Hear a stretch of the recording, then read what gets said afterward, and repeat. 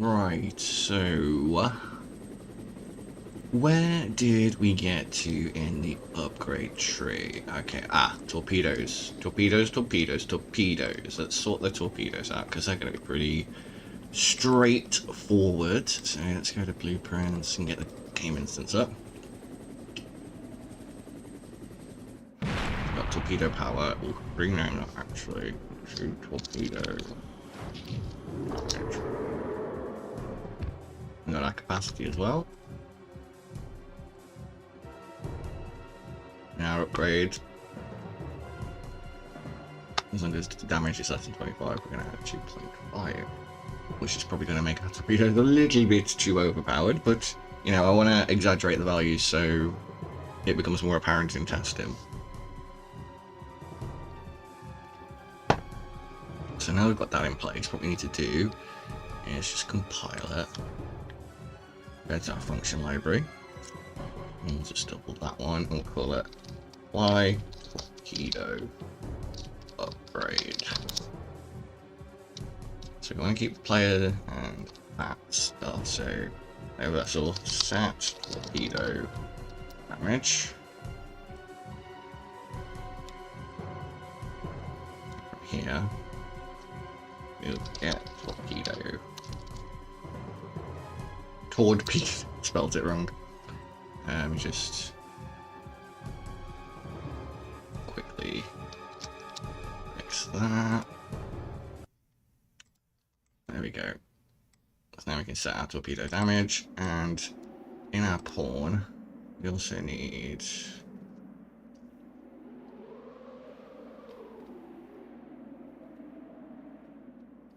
where's torpedo damage? There it is. Duplicate that. We need torpedo.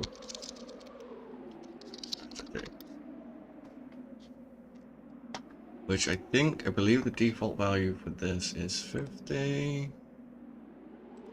Yes. So we'll just quickly set that to 50. Event begin play, we're going to load all these values anyway, so it's not too much of an issue. So now in the function library, we can pull off player vessel, set torpedo capacity, and we'll get the newly updated torpedo capacity from the game instance. So get torpedo capacity. We'll put that in there.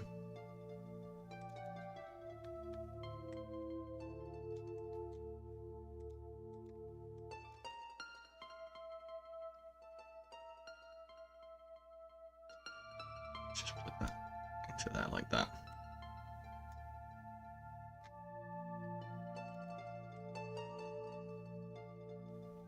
It's kind of like keep the player vessel lines on top. And we can move that up into there a little bit. Pull these back. And there we go, it looks a little bit less confusing now.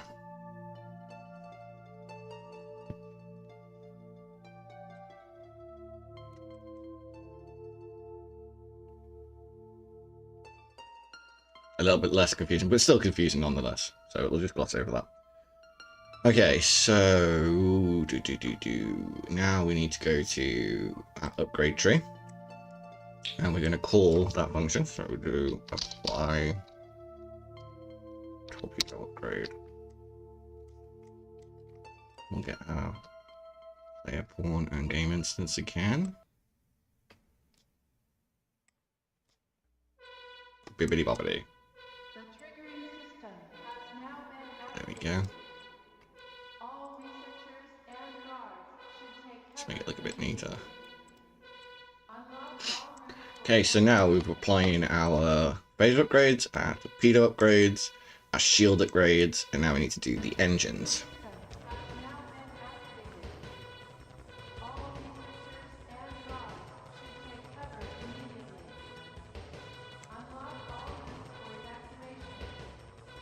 I've got this player max speed diverted section here, which I don't think I'm going to need based on how...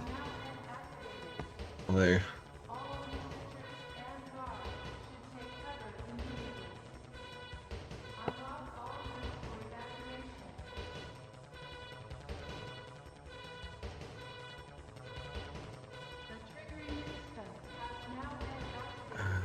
upgrades our acceleration.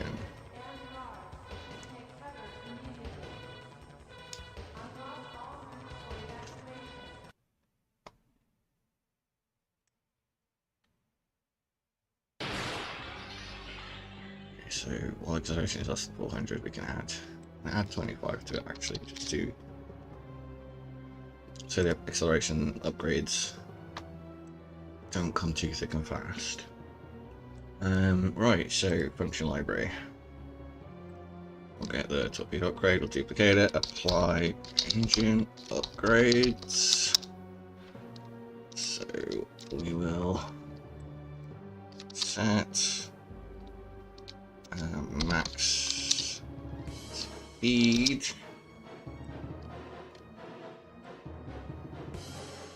which is going to be game instance player max speed, and we're going to also have max speed diverted. So player max speed, yeah, player max speed.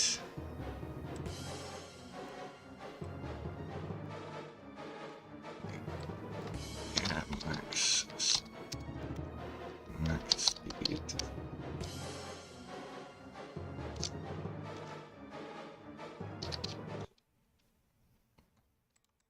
What?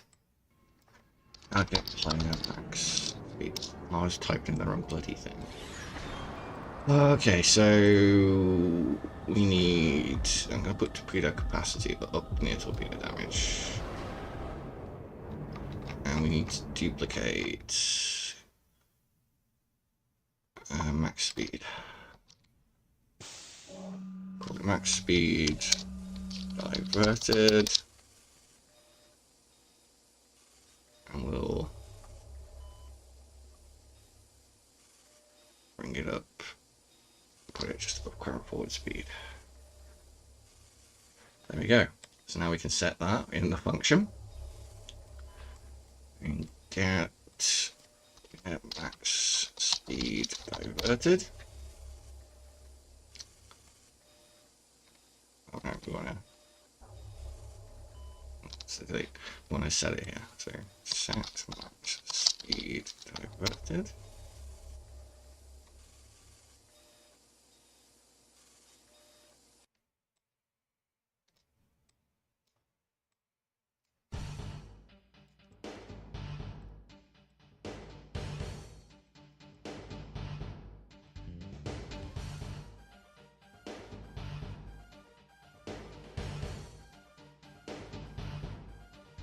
Sneaking these up a little bit.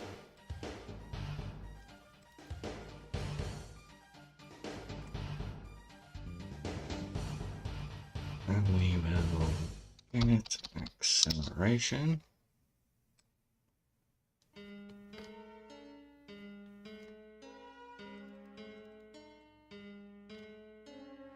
And we will set acceleration.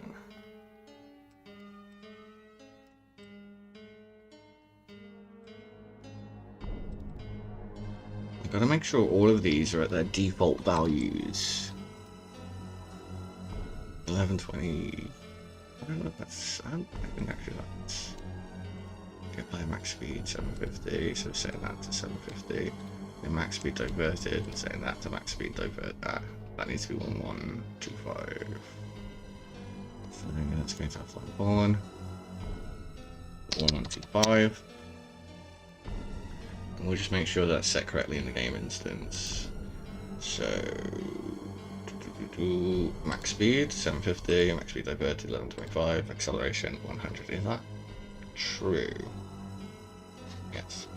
Okay, so when we call the get values, it's going to get all the correct values. So let's just go through all of these and make sure their default values are set correctly. There's a max capacity. Oh, that's 0 engine multiplier. No, that's correct. That should be 0. That torpedo damage 5. Capacity 50. 100. 100. It looks all present and correct. Sweet. Right. Okay. So now we can call that function. We'll compile it first. So when we upgrade our maximum speed, it's going to set the relevant values and set our acceleration.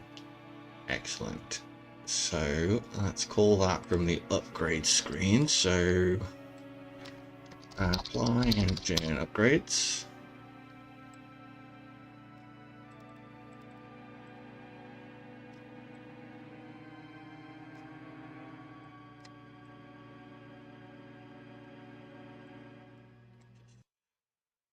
Encompass these in the notation bubbles.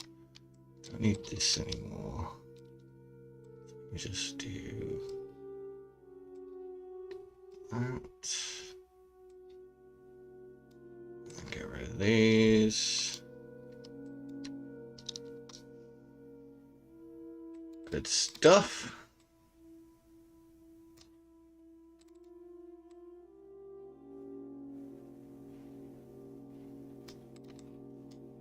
I could probably pull all of that a little bit further in. Okay, so we're applying our engine upgrades. We need these little fellers. And we can do a bibbity and a bobbity.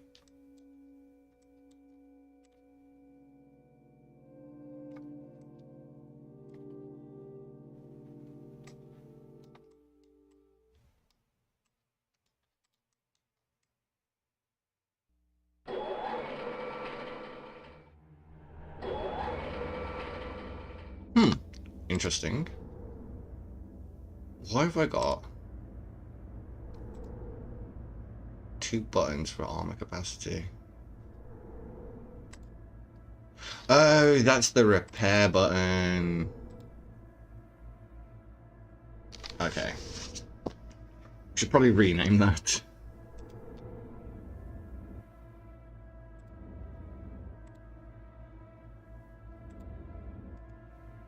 Rename button armor. Okay, that's a little less confusing now. Okay, so we got our function library setting our stuff correctly. And we have our engines calling the engine upgrade. So now what we need to do is go into our HUD. And we need to get our divert power to engines button. Event view. Okay, so where's our function for it? Here we go. Set power to engines. So we're going to get our STFG game instance, which we should have. There we go. Get player. No, yeah, it's right. So we're going to get whatever our player's max speed should be. I'm going to set that to our max speed. No, we want to set it to... Yeah, we want to set it to the diverted speed. Well, our new maximum speed to be the speed. So get max. Yeah, get player max speed. No, we've already at max. We've already got our maximum. Get player max speed diverted. So diverting our power to the engine. So we want the max speed in our player to be the maximum diverted speed in our game instance. We're going to do the same for acceleration. So get acceleration. And we will multiply that by 1.5. Set that as our new acceleration.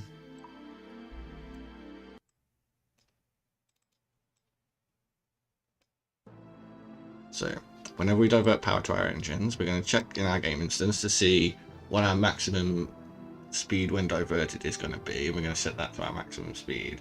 Then we're going to take our acceleration value in the game instance and multiply that by 1.25 and set that as the player's acceleration.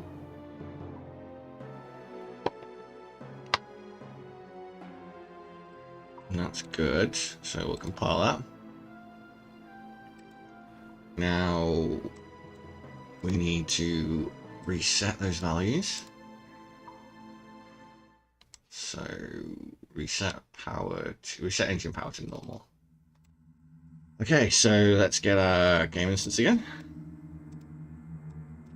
Get player max speed. You set that to there. And we're gonna get acceleration. And we're gonna set that in our pawn. Which will set our acceleration and maximum speed back to normal, not their diverted values. Tasty treats indeed.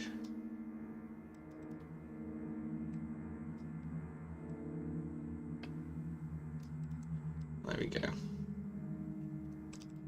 So I like straight lines. I don't like it when they are on an angle like this. So they're putting in needless reroute notes just to get the lines nice and straight.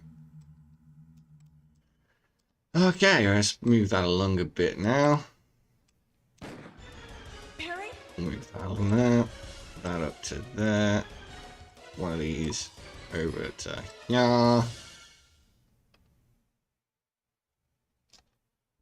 Another one here. And you can move that and move this whole lot along. I'll probably just take out these nodes entirely. Plug these right into these. Sweet. Okay, so when we set the engine power back to normal. Oh wait, I've broken the pin link. There we go.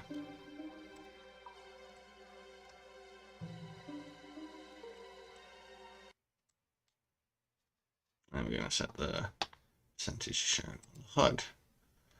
Okay, so speaking of percentages shown in the HUD, for a start, we're going to change this font to credits font.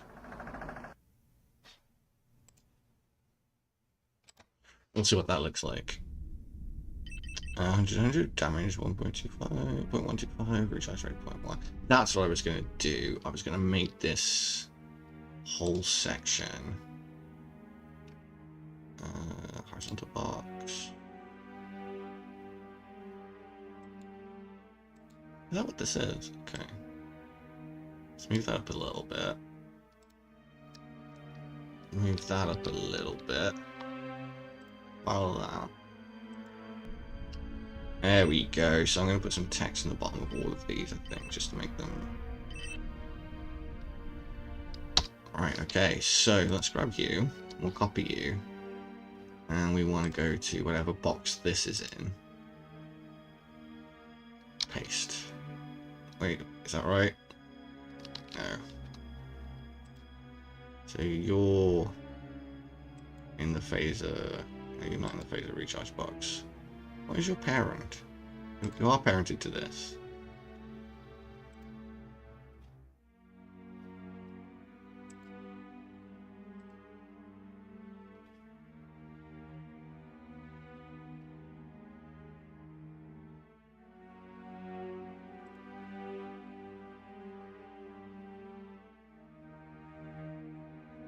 Oh.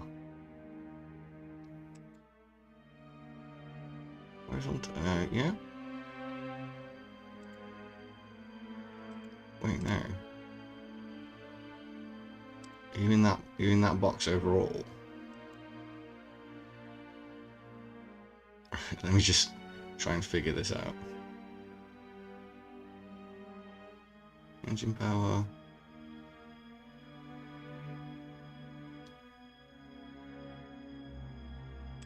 Is it this one? Yay, there we go. Take a little bit longer than I would have liked. Okay, so what are we binding you to? The player. Okay, because yeah, we want to accurately display what the player is doing. Right, okay. So let's get you. We'll create a binding. And we'll get a format text. We'll get speed. Hold on. AMS. Yeah, acceleration.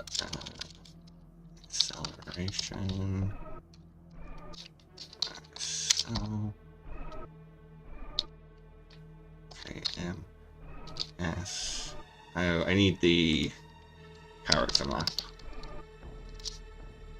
thing. Like they usually have like the little number 2. There we go. Copy. A little trick I learned back in the MSN days when you wanted to get cool characters for your screen names. There we go. Meters per second kilometers per second. And so we've got our current speed, our acceleration. We'll do max.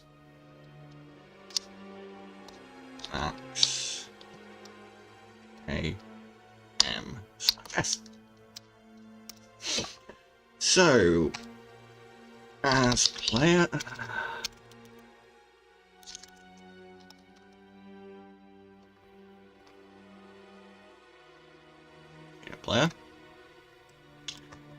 get current forward speed.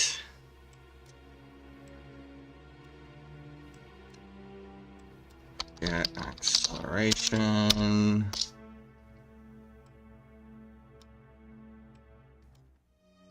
And get player, get max speed.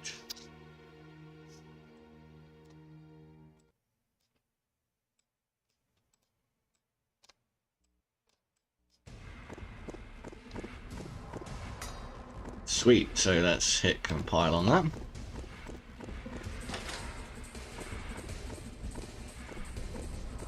There we go. We can just about make it out down there.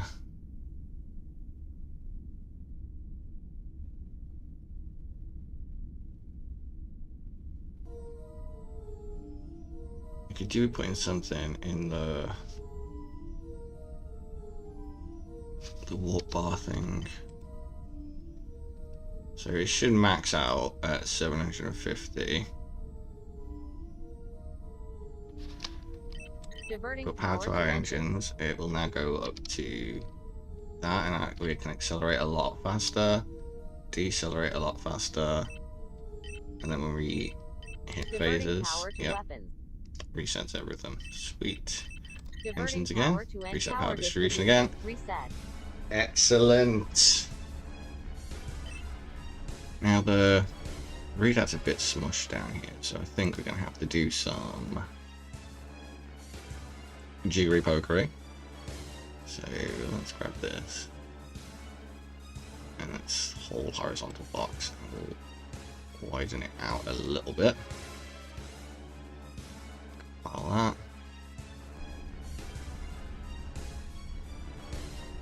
Makes everything a little bit clearer. And we could probably do with taking this.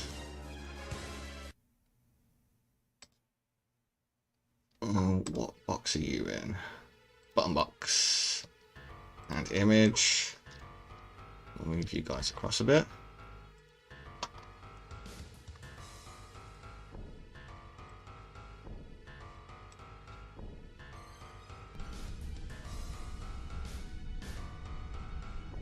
There we go.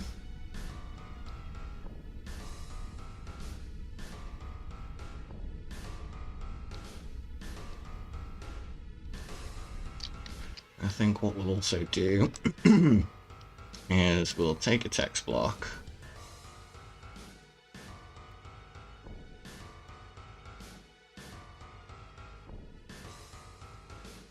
We'll add it in here. And we'll just put 3 blank spaces in it. And there we go. Lovely stuff. You love to see it.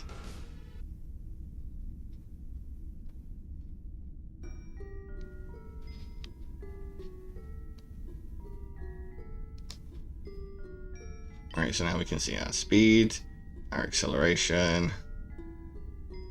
You know what, actually, I'm going to change some of the wording on this. So we'll do speed, cell, max, because that way they'll be more about the same size-ish.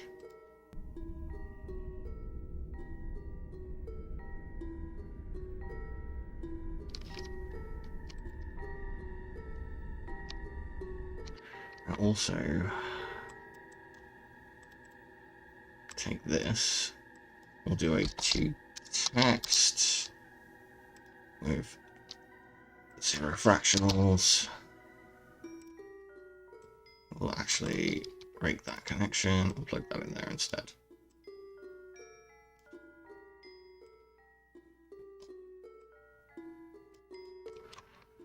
Right, okay.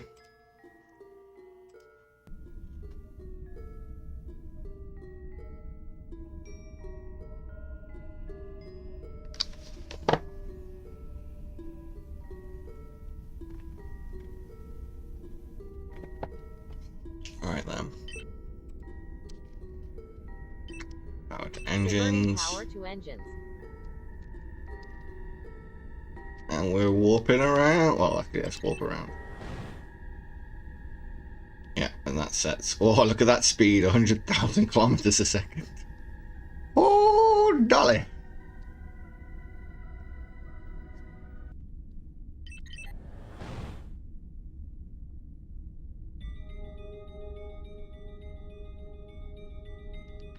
That was pretty sweet. Right, okay, so we got that sorted now. So let's look for our upgrade. Let's see what we've missed. I don't think we've missed anything. Armor, engines, shields, torpedoes, and phaser upgrades. That looks pretty comprehensive. IMO. I think one of the things I want to do as well is have a look at stellar cartography. I might change the way it works. Interaction, stellar body widget. Where's stellar cartography? Cartography marker. What's menu HUD? Downloading. Player marker. Scan interaction. Stellar body widget. Where's? Ah, there it is. I think. No, that's just the marker. Okay. Downloading puzzle to mission intro player marker scanner and is it marker? Nope. Scanner interaction. No. Where is this bloody widget? UI title, UI tutorial, UI upgrade. Where in the pantsing hell?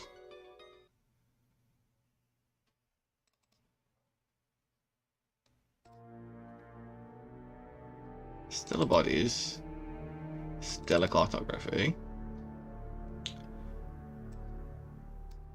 What cocking widget are you?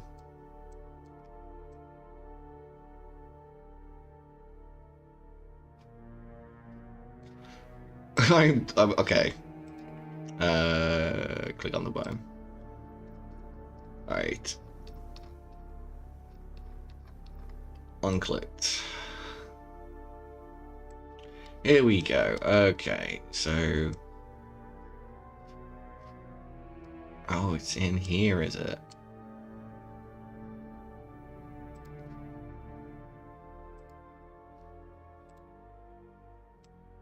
Right, let's do these then instead. When I zoom out, I want it to go a little bit extra further.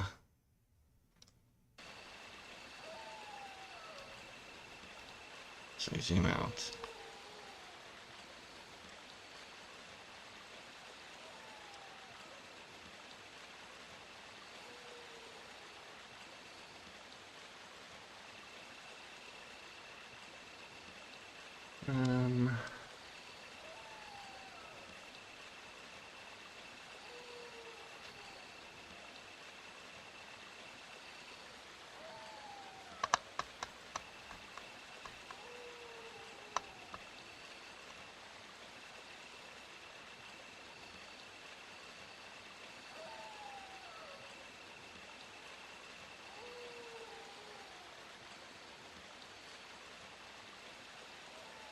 Try changing that to a 2. That should give us an extra level of zoom. Alright, so let's have a look.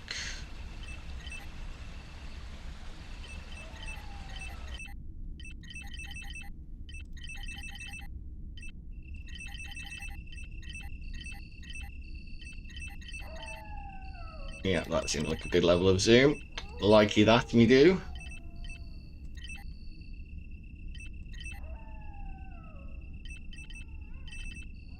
Performing long-range sensor sweep.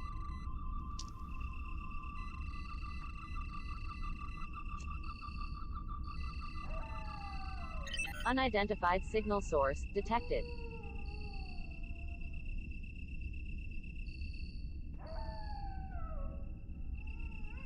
Oh, I don't know how to move these up.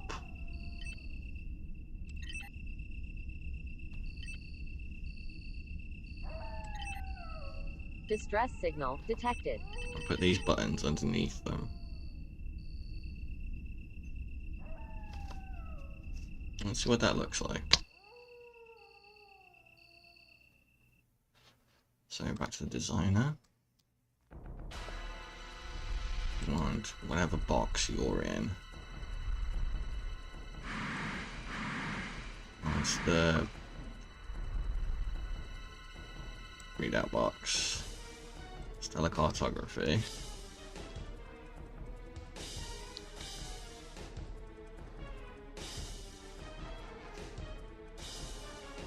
Then we want this.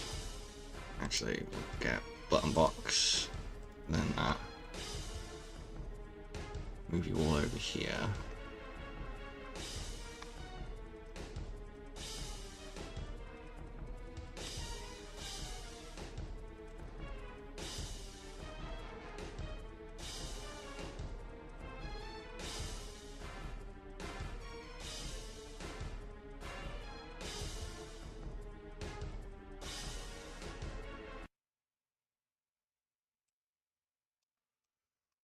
Okay. Let's see how that looks.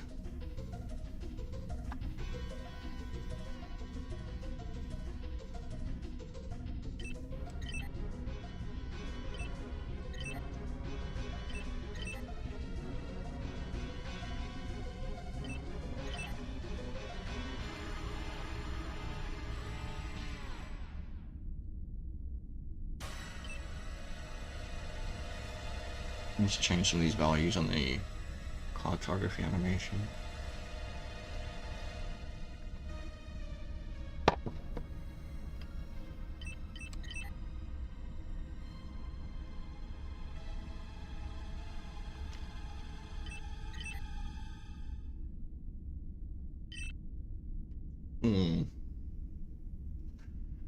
Okay, so animation, slide her down, I believe is the one we're looking for. So let's bring this bar up a little bit now. And we'll play it forward.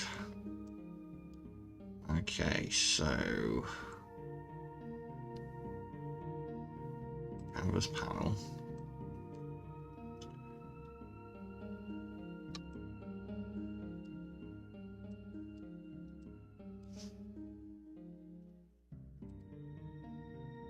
Your Y position needs to be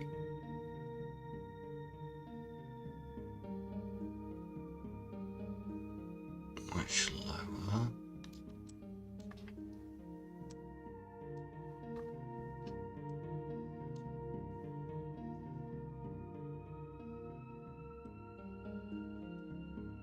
try that.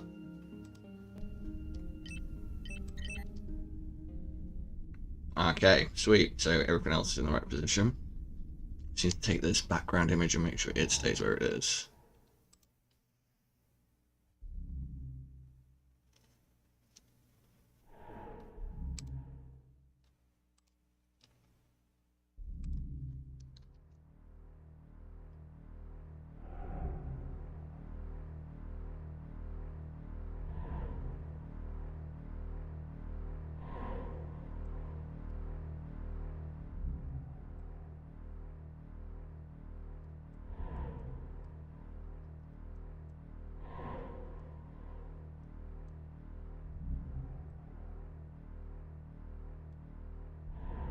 Do 555.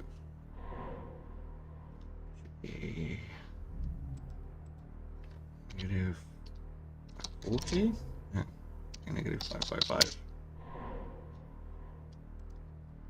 Alright, keep your knickers on. So stellar cartography all the way down. It's all the way back. And if we squidge the window. Yep, there we go. Lovely. Lovely jubbly. What I might do is get out of that. We'll take the stellar cartography button.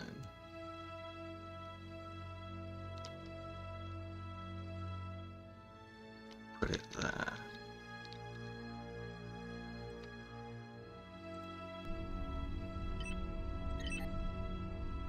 Oh wait, no, that's bad. Alright, never mind, we'll put you back up here.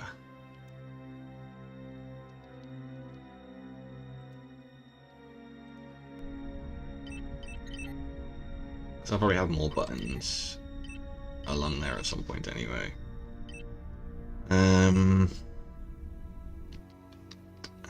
we also text all temperature.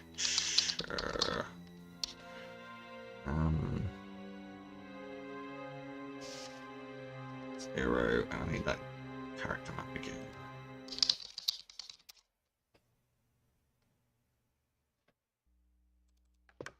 I want that.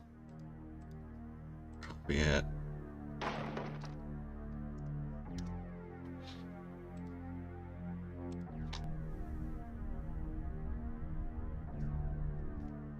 Maybe give it a bit of padding from the top.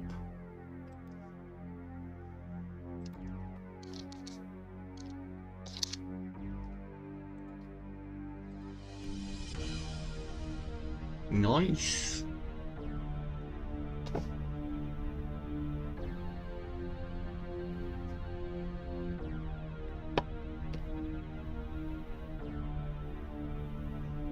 I think what I might do at some point as well is integrate the thermal damage into the things like the face and stuff, so you'll start to heat up when you use them. But for now, why is resistance 3?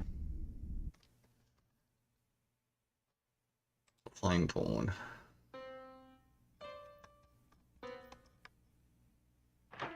Shield resistance. What is it in the game instance? 1.5. What, 1.05? 1.0. 1.05. Okay, so take resists, 5% of the incoming damage and takes the rest.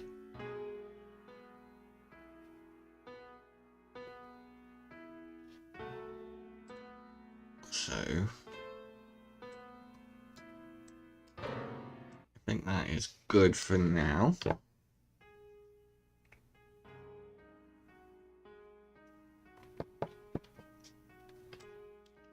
What I'm going to do is I'm just going to get fancy with it now. Just add some cool little features. So let's make the text very small. So we'll do 10. TNG title font. And we'll create a binding for it. And we'll do format text.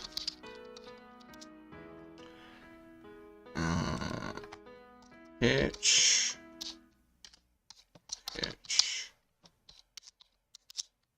Roll.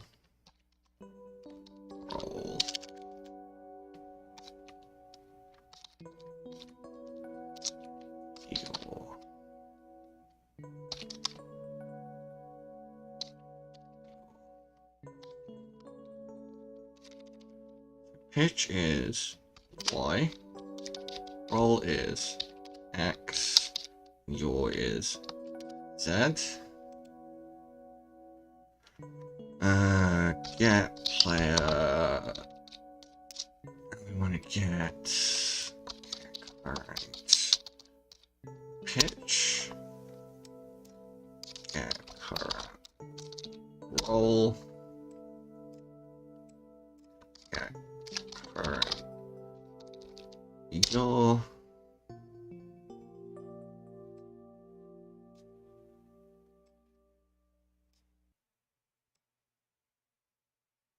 Actually, do text, and we will do maximum fractional digits and 0. So we'll just grab a couple of those. Come on, any day.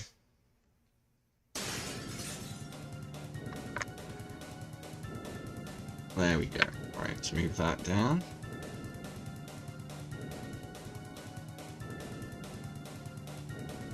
We'll grab an autosave. We'll grab an autosave.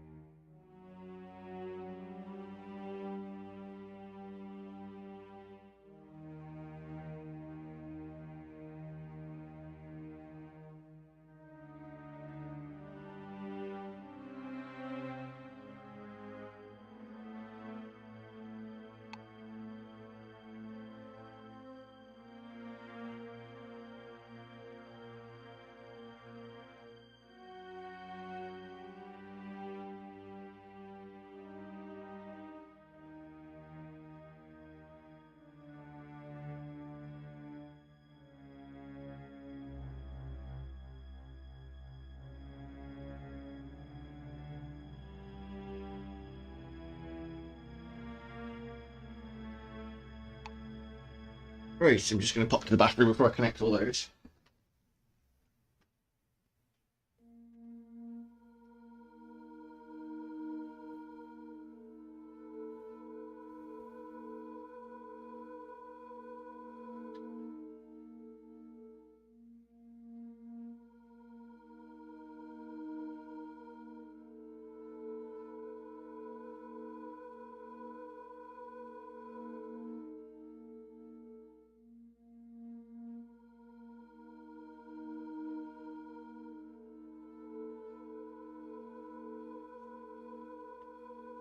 Great.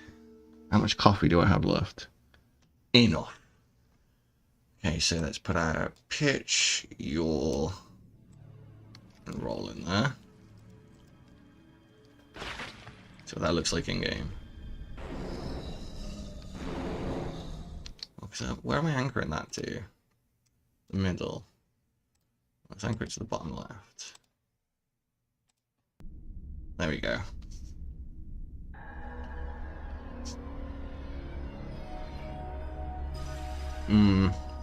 That font's too small.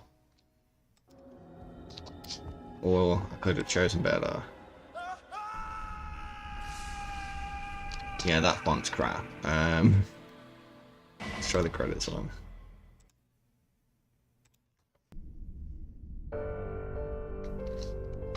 What is too big now? 10.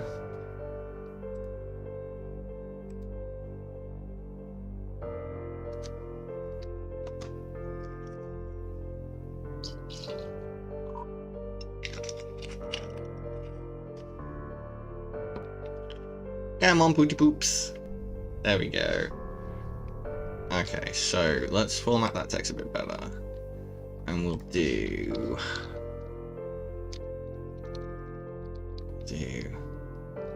not that down one, we'll do input values. And then we'll go down here. We'll do world.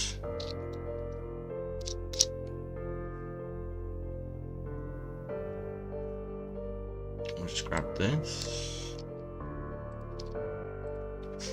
We'll do W pitch, W roll, and W go. Hit enter. Grab 3 more of these. Someone, you know, give the idea that the player's getting a lot of data coming in. Get actor rotation. Split that struct, and we can just plug these right in like so. So now we should have more information. Designer.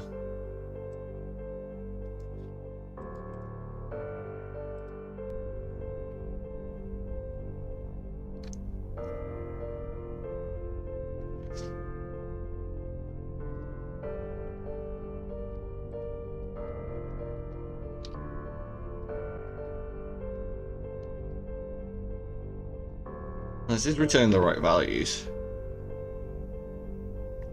Although, Unreal, can we have some words about math, please? Because I don't think you can have -0. I know it's because there's a fractional value in there. Okay. So what if we just move that along like that? And duplicate it.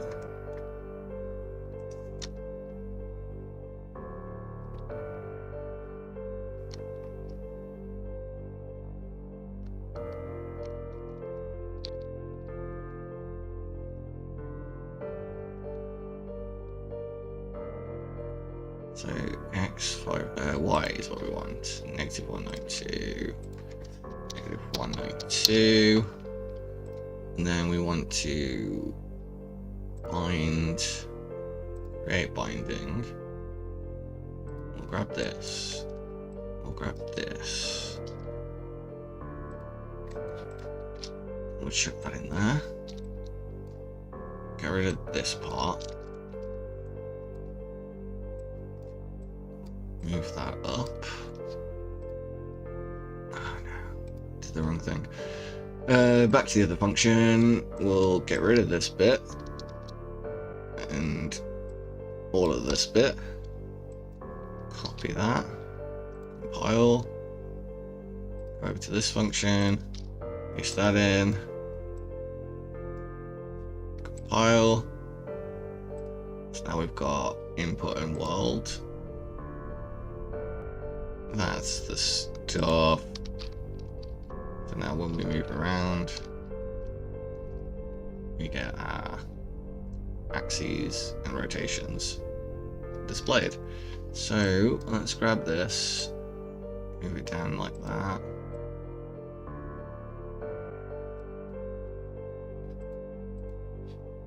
File, play. Move them both up a little bit.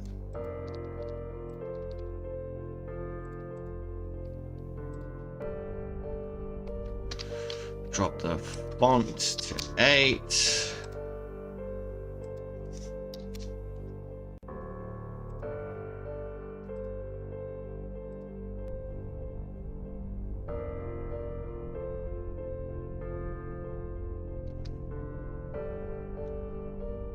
I like that.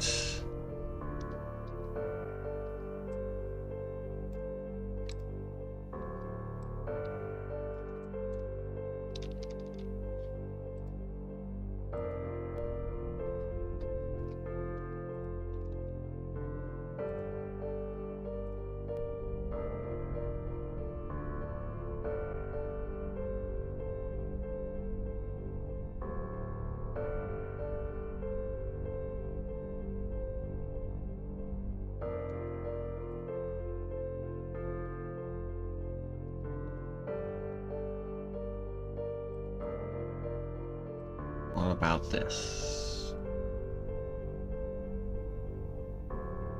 Yeah, that looks pretty good. Oh, you know what I should do?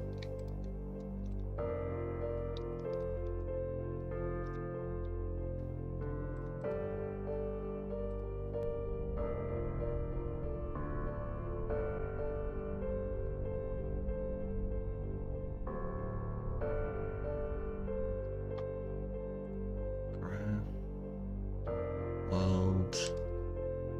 Get rid of the values there. We'll just have input. And then we will give them an outline.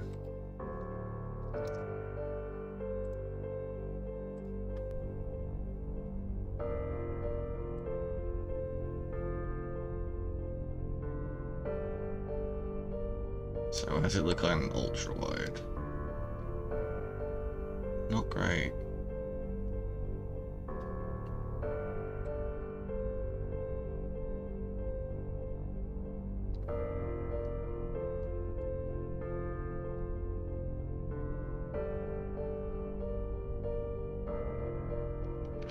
Let's take them out of there.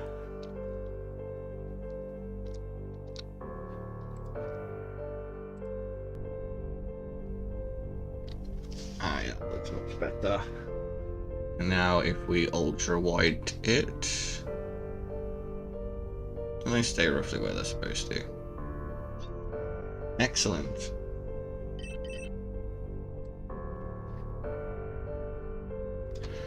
So we've done the shields, we've done the hull integrity, we've done the pitch rolling your displays, we've done the upgrades, we've updated stellar cartography so we can zoom out a little bit more.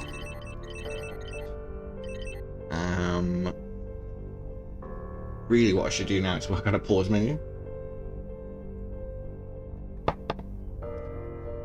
Right, let's save all. Because I do have a pause menu, UI. Pause menu.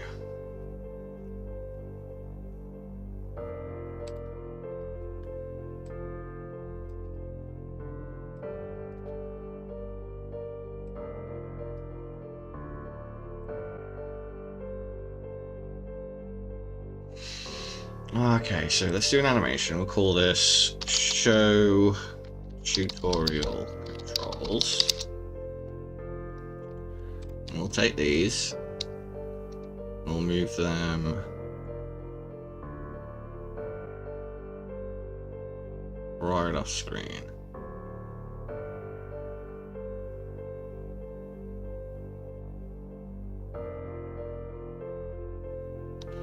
It's just cheap and dirty way of doing this, right? So track, text, track, text. So we'll add some transform, and we'll do a Y translation. So we'll do like a little marker down here, and then at 0.2 seconds, we'll add another marker. Okay, this time we'll move the text up into the screen. We'll take that, we'll add it to this. So when we play that forward, text comes up, backwards it goes away. And we'll anchor both of these.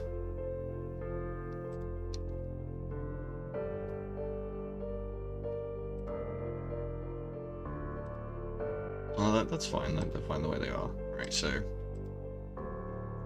now we've got a blank screen, that's good. Alright, so actually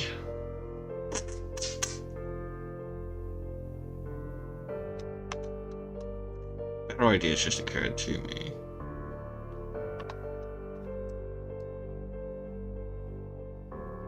Let me just fix this. So event construct, play animation, forward, show tutorial controls. Alright, just go back to the title menu, make sure that works. Levels. Title. Titley. Just a bit of titley tea.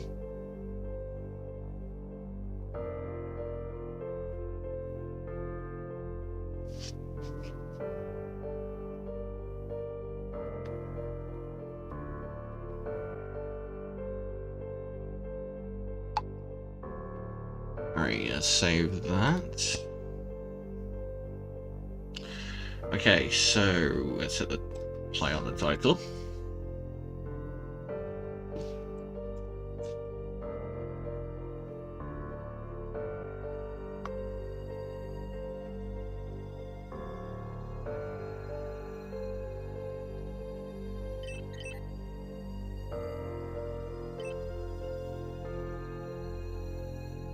How's that cope with ultra wide in? Oh, not too bad actually.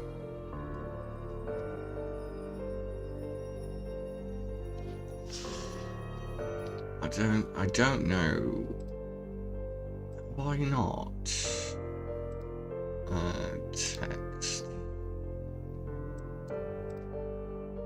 Do I not have word wrap enabled on that? Auto wrap text, yeah.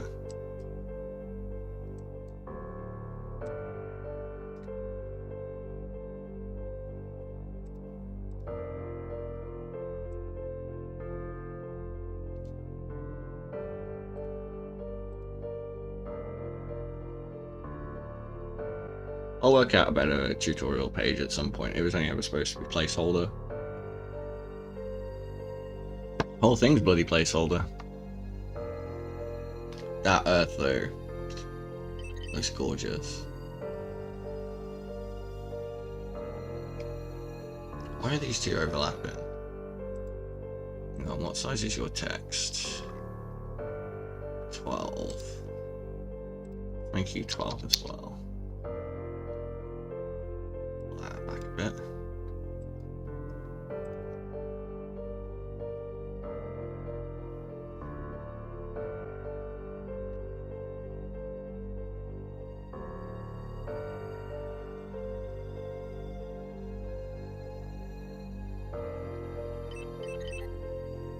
That's better. Although this is still quite a little bit more to the left than I would like.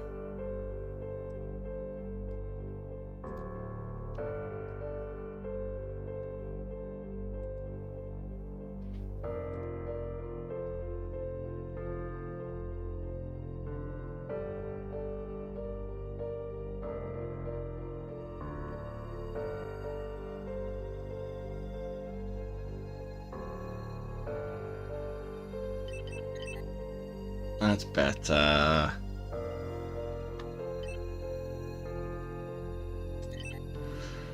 Okay, good stuff, Rooney. So yeah, like I was saying, with the pause menu, I'm gonna rename this actually, because it's not a pause menu really, is it? It's the controls.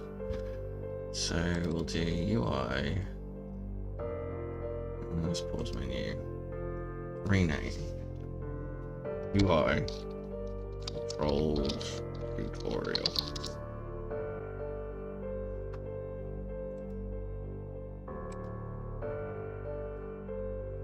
Alright, save all of those, and then we can go to the upgrades.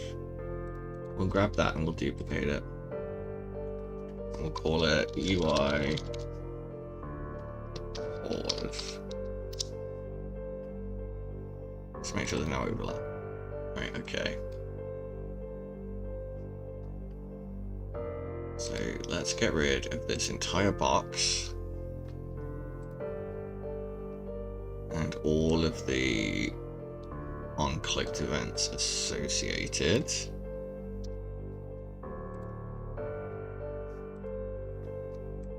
And we have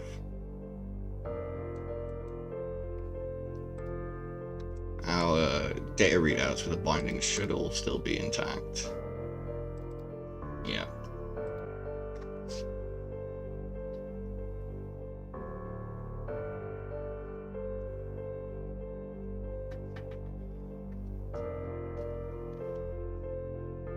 So let's create ourselves I'm gonna just tuck all of those up. So let's create ourselves a cheeky little vertical box.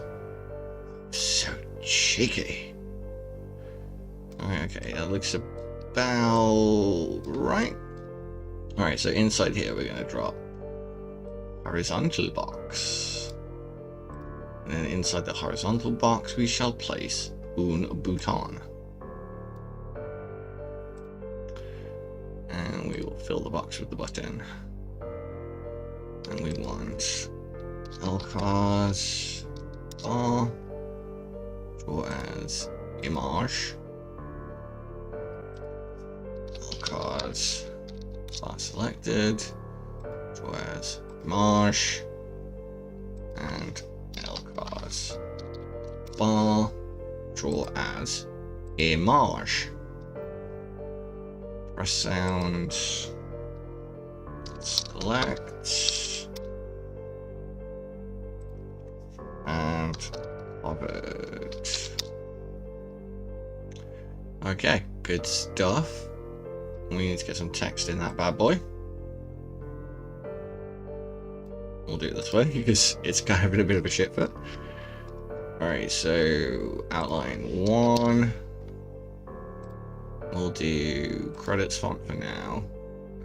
No, we'll do title. Yeah, there we go. And we will have return or resume. I think would be a better way of putting it. So let's just grab that horizontal box, duplicate it, and we'll do controls. Now that horizontal box. Duplicate it, and we'll do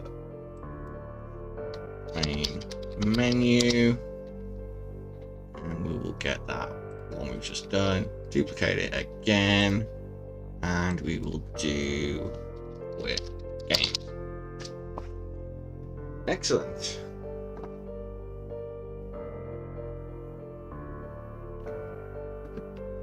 Now we're going to get each and every one of these buttons. We're going to give them 5 padding, just so we've got a bit of space.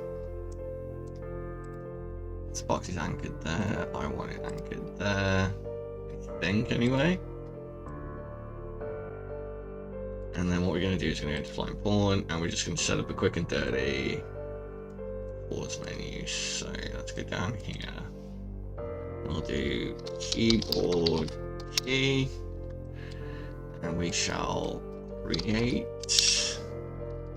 widget. This is going to be pause. We'll add it to the viewport. Nice. And on the event construct in our pause menu,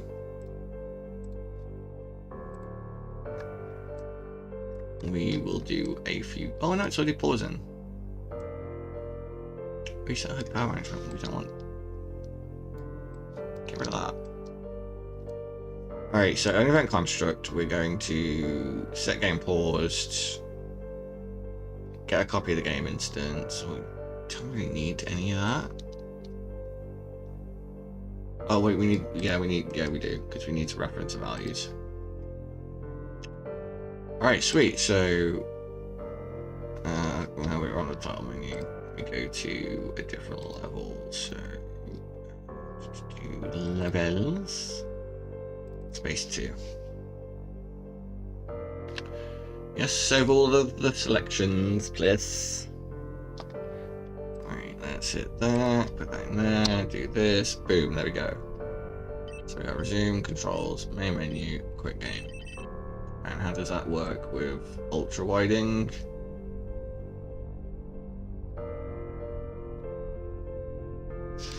Maybe it needs to be anchored to the middle. Let's try that. P.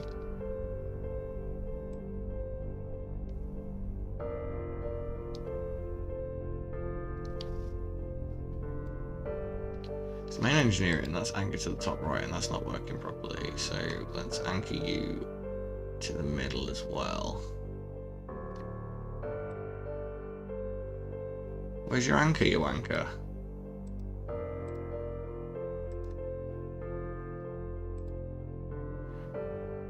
Well, actually, no. You know what? We'll test a different theory with this one. We'll anchor that to the whole screen. So it should.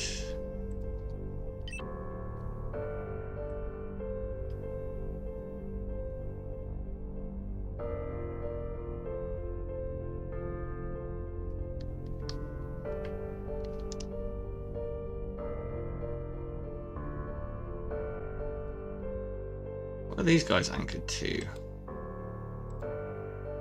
Right, he's anchored to the middle. Let's anchor you to the middle.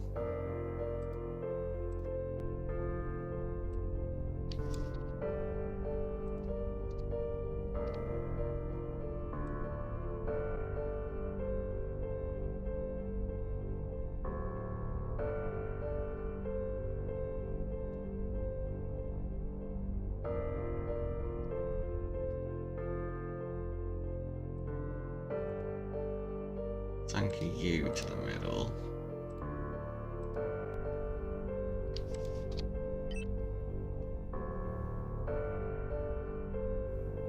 And I think that's about where we need to be, isn't it?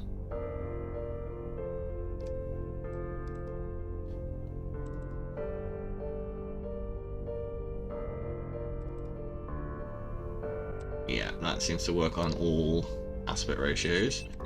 So now let's set these buttons up. Right. Button. Exit. And we'll do button. Resume. These will both do essentially the exact same thing. On-clicked. We'll get the on-clicked event for this. And we'll simply do is port game paused.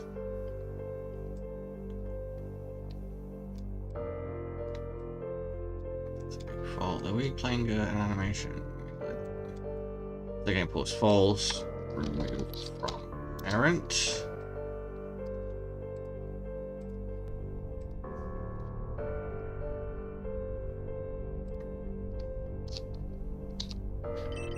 Resume.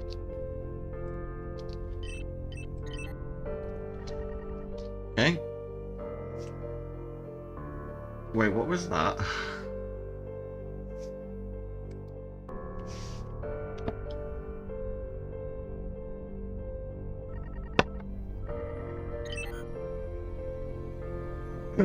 Looks like we're gonna have to address the tutorial one as well. I'll do that while it's fresh in my mind. UI came over tutorial. Text block, text size 14.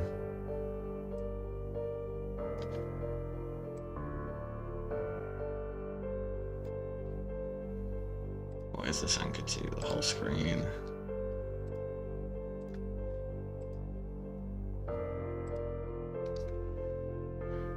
Come at me, bruh.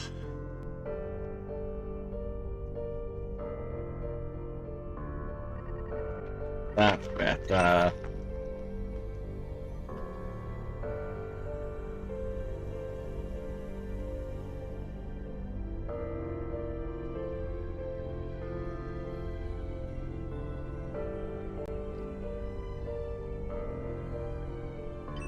Dismiss. There's that pause menu. See, now we're getting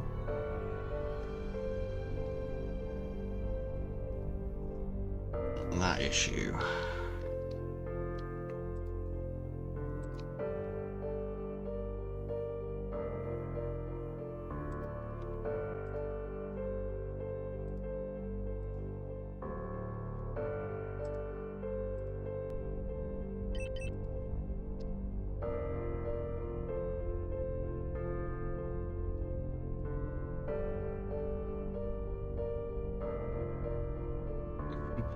That's a bit odd.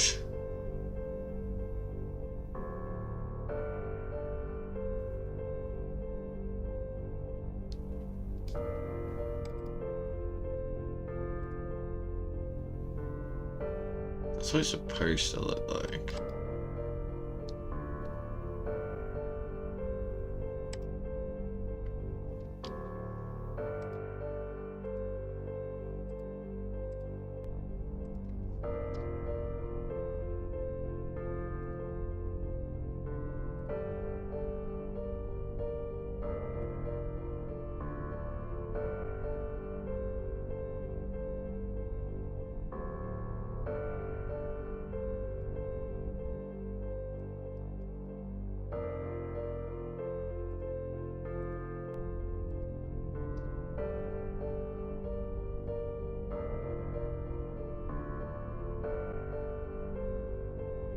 There we go. Right, so, okay. Let's get the controls button done. So we'll do button, controls, and we will get a little cheeky on clicked. We'll create widgets.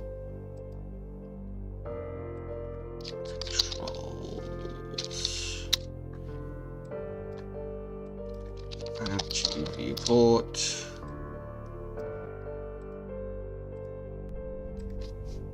Boop, boop, 10, controls, 10, main engineering,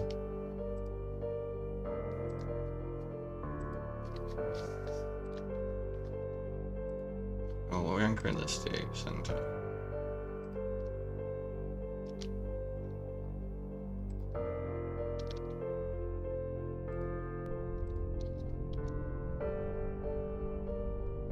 Look how far over this is either.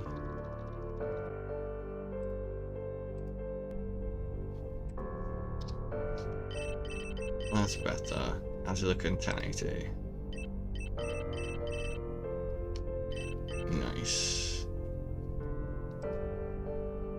Ultra wided.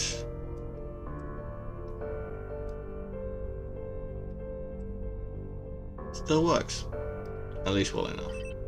We got our controls now. Can return. Can resume. Okay. Main menu. So button. Main menu. And on the on clicked, guess what we're going to do? Open level by object reference.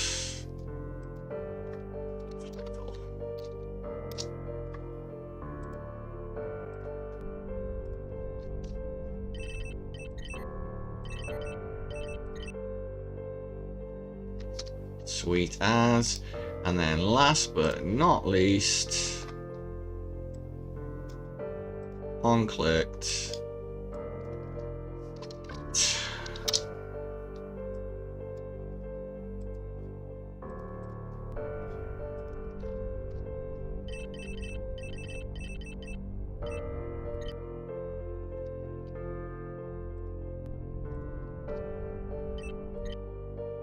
Excellent.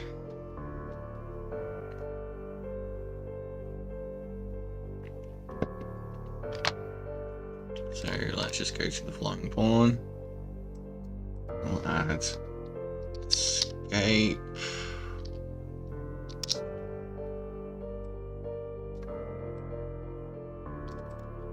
Compile. And we'll go back to tutorial. Graph.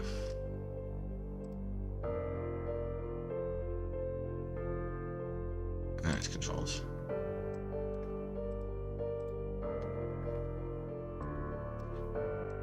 Add it to this one actually.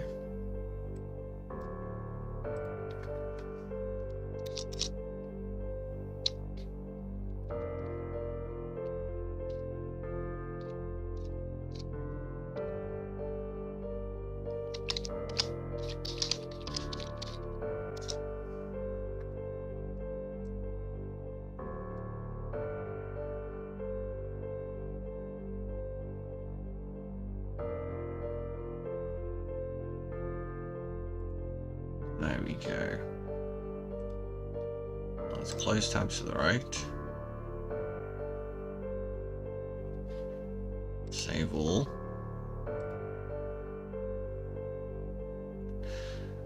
And build this sucker out. Give it a good old testy wank.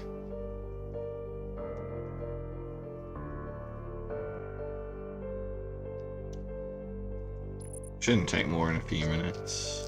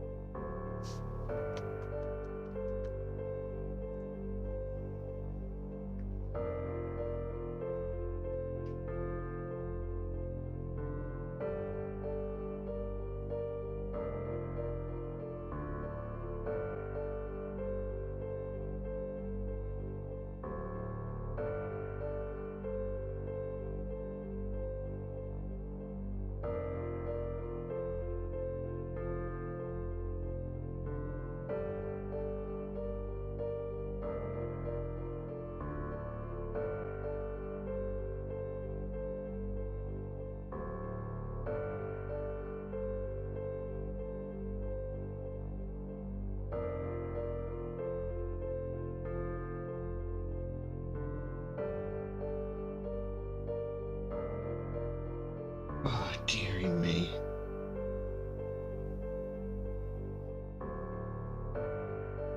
So tempted to make a chicken and pepper wrap while I'm waiting for this to compile. No, I don't mean like wrappers in the song, I mean the food, obviously. Obviously. Add me a little bit of scotch. I got my coffee.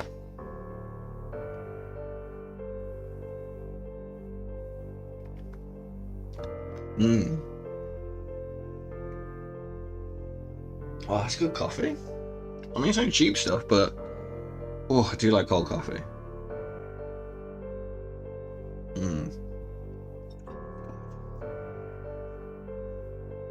That was good.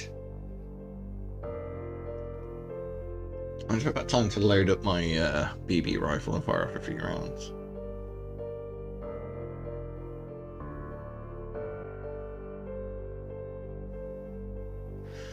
Oh dear. It normally doesn't take that long to pack, so I'd imagine we'll be playing it very quickly.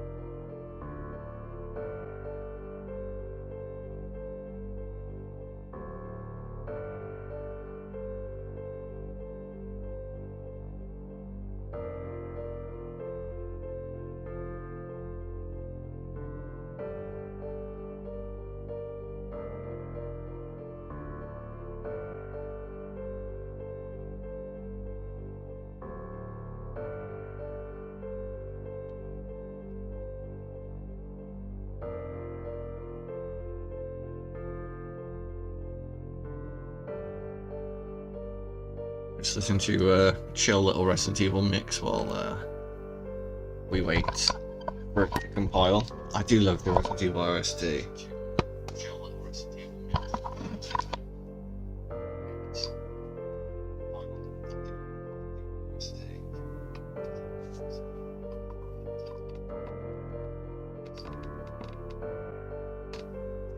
Drink a bit more of my coffee.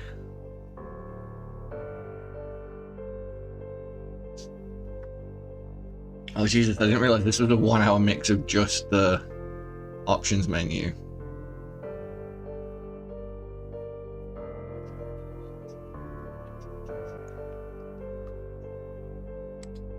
So what else we got while we wait? Alan's left on the compile. That doesn't say.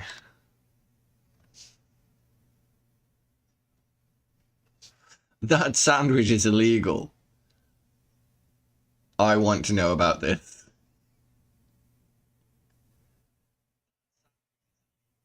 Detained for eating a sandwich.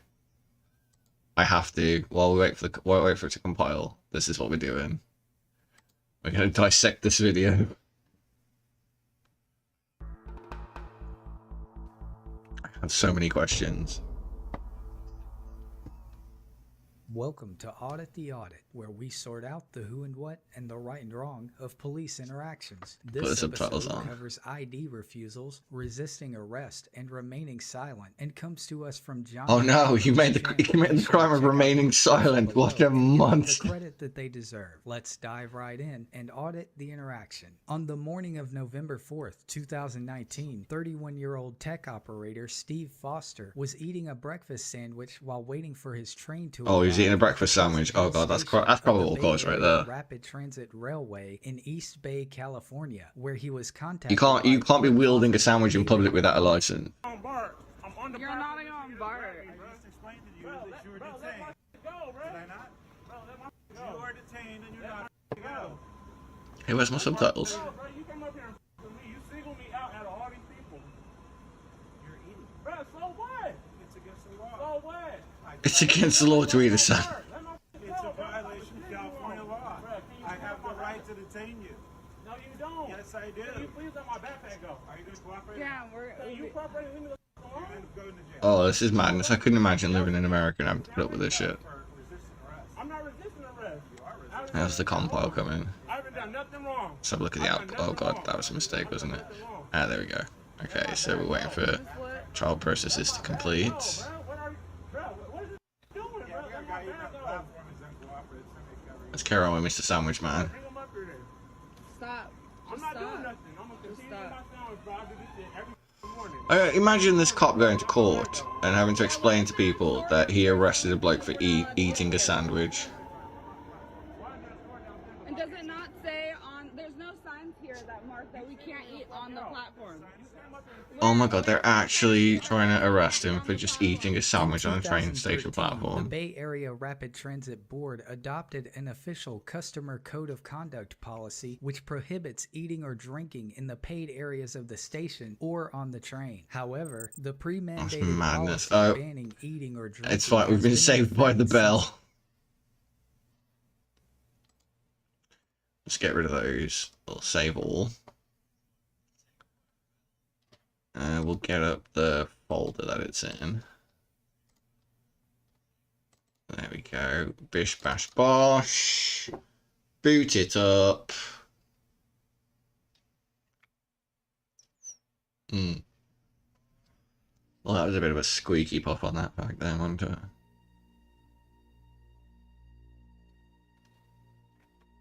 I'm just going to check on the frame rate and audio levels on my phone.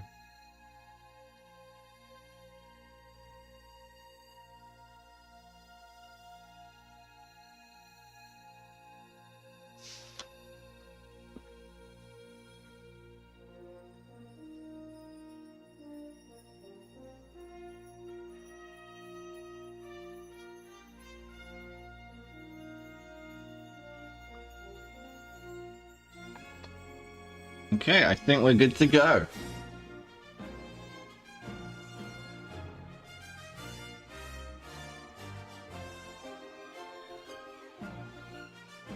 Right then, let's just make sure all the controls work. So controls.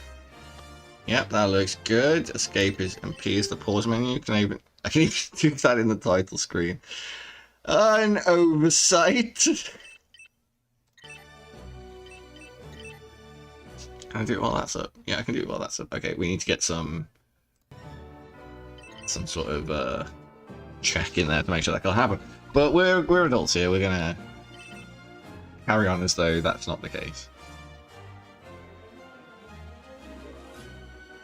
So just look at the majesty. Right, let's engage.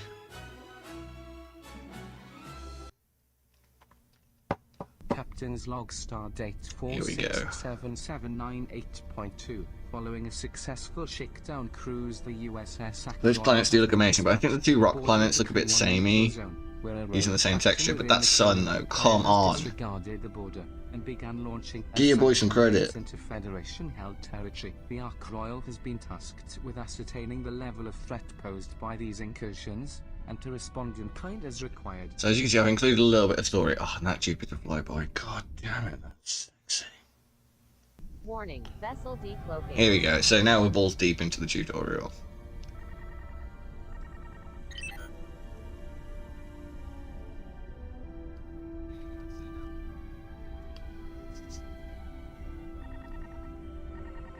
Now, I haven't play tested this since I've added all the changes, so it could go horribly wrong, it could go horribly right. Who knows? Okay, what's this? So, sensors and targeting. Click sensor sweep to perform a detailed scan of nearby vessels. This provides detailed info on the scanned vessels, shield strength, high integrity, vessel type and distance, etc., as well as feeding their targeting information to your weapon system, allowing you to click on their entry in the targeting window to select them as a target. Once scanned and added to the target window, selecting the target from the window will show a 3D marker behind your vessel indicating the target's direction. All pretty straightforward.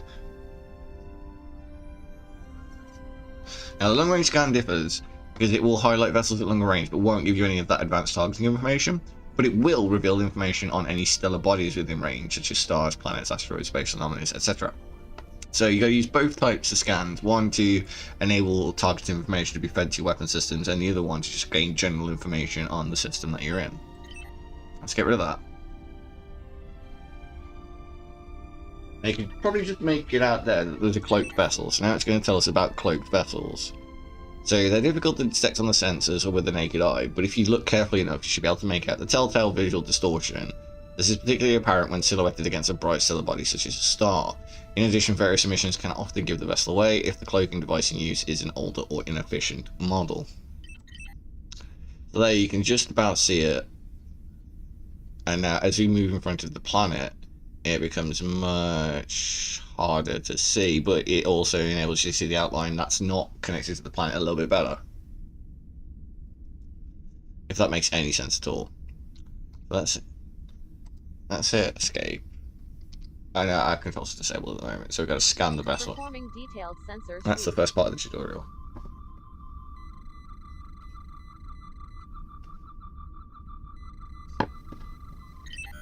There we go. Now, as stated, if we click on it, Target selected. and now we've got some markers showing. Alright, so now it's going to take us to our shields. So our current shield strength is shown by the ship's outline to the lower right, which is down here. You can't quite see it because it's off screen at the moment. To raise your shields, click raise shields. It will then change and display lower shields, allowing you to click it again to toggle your shields off. Once your shields are depleted, they will need to recharge to 25% before you can toggle them back on. Diverting power to shields using the power management system increases their recharge rate and damage absorption at the cost of diverting power away from engines and weapons. The enemy has raised their shields. It will be good practice to respond in kind. So let's go ahead and return the favor. Shields raised. Warning, vessel decloaking. Now, additional vessels are starting to decloak that have been there all along, we just couldn't see them. They're not being spawned in, they were actually physically there and just cloaked with a texture that made it so they were very difficult to see. So, when additional vessels decloak or warp in, we're going to need to scan them because we haven't previously scanned them, or they weren't available to be scanned because they were cloaked.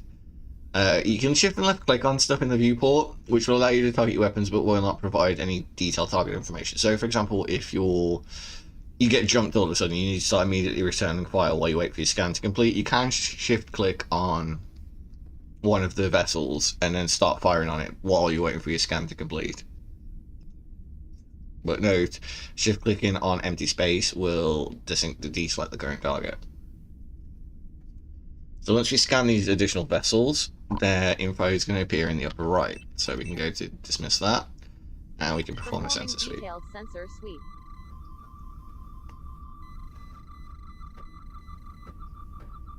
Warning, multiple No, enemy you need to vessels move detected these up a approaching little at bit. high warp. Estimated time till their arrival in sector, 60 seconds. There we go. Now we just had a warning saying that there's additional vessels closing fast. So these bird of prey, knowing that they're outmatched by a Galaxy class, are immediately turning tail. Well, not turning tail, but they're calling for help basically. Overwhelming numbers and all that stuff. So if we hang around too long, dealing with these guys, we're gonna end up dealing with twice their number. So now we've got some information on incoming vessels and combat and power management. So when we're in combat with multiple vessels, I mean, just when you're in combat in general, really, you can use the power management system to direct power where it's needed the most. So shields improves the shield resistance and recharge rate, weapons improves phaser capacity and recharge rate, and engines improves sub speed and acceleration rate. Now that we've added the upgrades as well, you can also upgrade these features to give you much better boosts. So if things get heavy, we can tactical warp a short distance in whichever direction you're facing at the time, but requires a cooldown period. Now, one thing that I'm realizing now is I should probably go back and tie that into the engine upgrade. So as you upgrade your engines, it increases your tactical warp distance. But as for weapons, we have phasers and torpedoes. They require a target to be selected from the target window, and if no target is selected, the phasers will not fire, and the torpedoes will fire dumb, i.e. they'll just go out in a straight line. When a target is destroyed, you'll need to select a new one before you can use your weapon systems. All pretty straightforward, I think you'll agree. So let's get rid of that. We've got a target selected. Warning, weapon power Now we're going to divert power to our phasers. Because until we start losing some shield strength, there's no sense in having it all on shields. And I'm going to use the camera panning because we want a bank to get all of our phaser banks firing at once. There we go. So our damage is 0.188 at the moment. If we add our power to shields, it would be 0.125. So let's select the target. And we'll hit it with the lower strength phasers. And you'll notice it takes a lot longer to destroy the bird of prey. So let's divert power back to phasers. And there we go, we literally just melt through it. And we got one more left. Target selected. So let's engage that with phasers. Use the camera to track it. I think I'll fire off a volley of photons as well. No target selected. No target selected. There we go. We can also divert power to shields, which will increase our resistance and recharge rate. So while we wait for the reinforcements to arrive, we can sit here and just, there we go, incoming vessels. So that's set sensor sweep, and we can have our shields to maximum while we wait for them to warp in and scan. So we're taking, oh there we go, we're starting to take hits already while we're still scanning for targets. Like, there we go. So now we'll just engage them with our basic phasers this time, but we'll try and use our maneuvering to keep our broadsides on them, so we're getting as many phaser arrays as possible into the fight.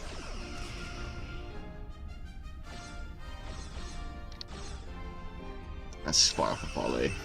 No target selected. There we go. One down. Target selected. Firing phasers. Yeah, we got this one in the bag. They can barely touch our shields. Birds of prey are no match for a galaxy class.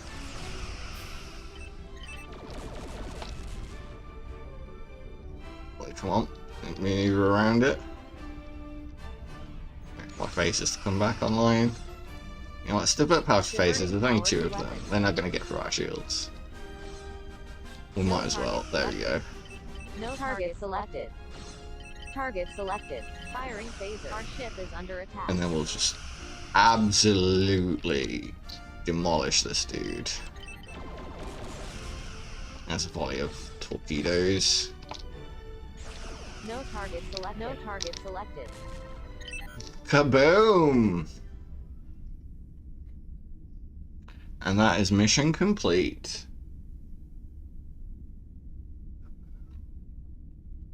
Alright then, so we need to locate Starbase 7129, I believe it was. And now it's going to give us the information on cruise warping, which is the main way we're going to get to round the solar system, or whichever solar system that we're in. So there's multiple different rates of travel. You've got your impulse engines, which, you know, are your maneuvering thrusters. Well, not maneuvering thrusters, but they were what we were using to dogfight just then. And then you've got your cruise warp, which is what you use for getting around systems. And then you've got your intersystem warp, which will take you from system to system. And it's all pretty self-explanatory. So, cruise warp is now available. This allows you to enter warp cruise and reach distant places much quicker. Like, as you saw previously, when we hit warp cruise, we were going 100,000 kilometers a second. Which, I'm sure you'll agree, is pretty fast. I don't know if that's actually what the speed of light is, but...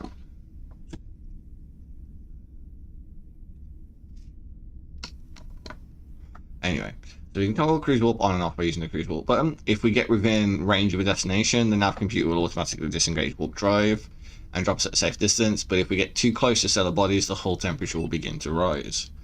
So let's dismiss that.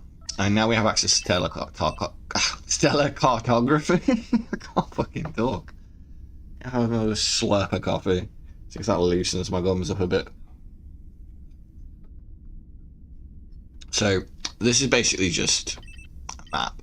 But also what it enables us to do is any friendly vessels or stations or whatnot, we can automatically target them. So if we look at our stellar cartography right now, it's pretty barren. We got the Earth like we're near, we got the moon. We zoom out again, we can see where the sun is, and we can keep zooming out and out and out, and you can see the distances that we're playing with right now. So let's get rid of stellar cartography. Performing long-range sensor sweep. And we'll do the old long-range sensor sweep.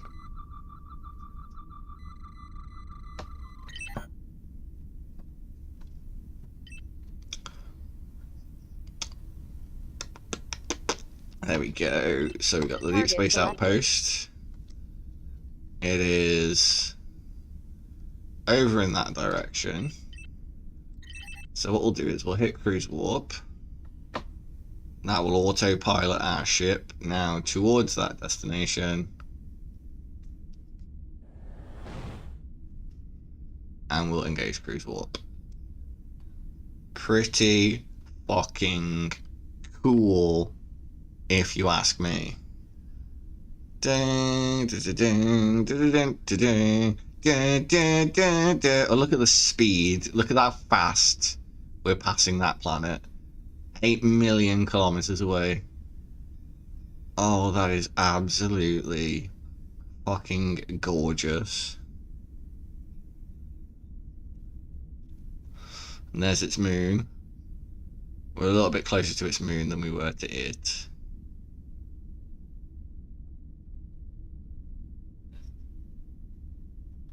Then we can let go of the mouse, the camera will auto-center itself. Oh, and just in time for us to drop out. I could not have timed that more perfectly. Alright, so now it's going to talk us through hailing for docking permission. So when we approach a station for docking, we need to hail them to request permission. So we need to select the station and hail it. So let's select the station. Selected. Hailing frequencies open. Alright, so we've given permission to dock. So let's get up to our full... Actually, you know what? Let's divert our power to engines. And give it a bit more welly. Look at that. 1,125 kilometers per second now we're traveling.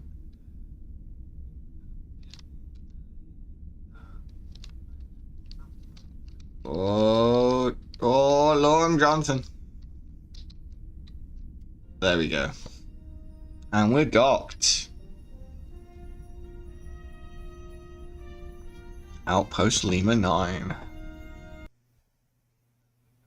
Captain's log star date 467798.6 Following our battle with the rogue Klingon forces, we have docked with Outpost Lima 9 for repair and resupply. However, I fear our time here. Yeah, I added a few ships in the background just to give it a kind of bit of a feel like this is a busy station. It's like stuff's going on, and like I really lent into that 90s lens flare and Vaseline on the camera.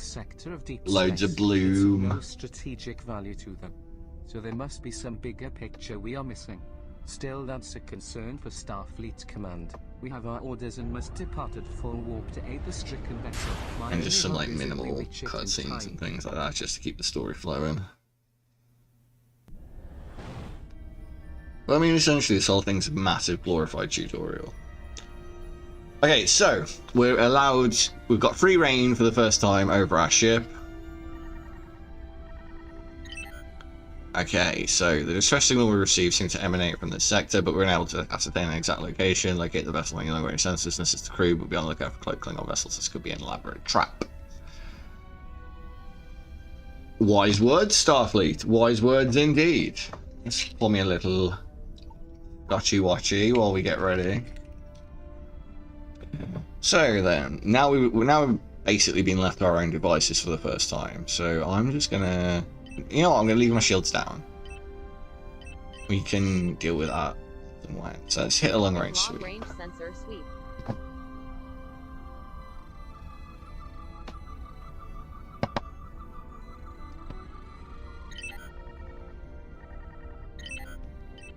Oh, it immediately detected the USS Donald.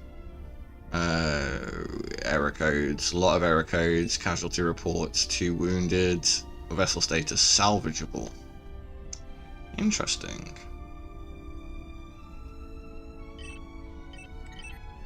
So let's hit cruise warp. We're going to autopilot to the vessel. Just let the ship do its thing. And engage. Now all we need to do is just chill and watch the scenery go by.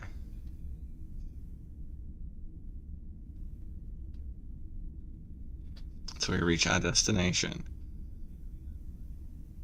I tried to recreate those moments of quiet when, like, there's just some panning shots of the ship when you're at warp from the TV show. Like, essentially what I'm trying to do is recreate TNG, the TV show, the feel and the vibe, but do it in a game. Okay, so we've arrived at the stricken vessel. It's time to make contact and investigate what happened. Now you're within short-range communication. Select the target and click Hail to initiate contact. Let's hail the ship. Thanks for the score. We were attacked by Klingon warbirds. They sailed our engines, weapons, and shields, and then vanished as quickly as they appeared. Repairs are underway, but it will be a while yet before we can move under our own steam. If you could stand by on station until we get underway, it would be greatly appreciated. Oh, you didn't say anything about Klingons, mate. Well, you did. Oh dear, they're getting crazy readings on short-range scanners. Let's just raise your shields. Shields okay. raised. Diverting Power to shields.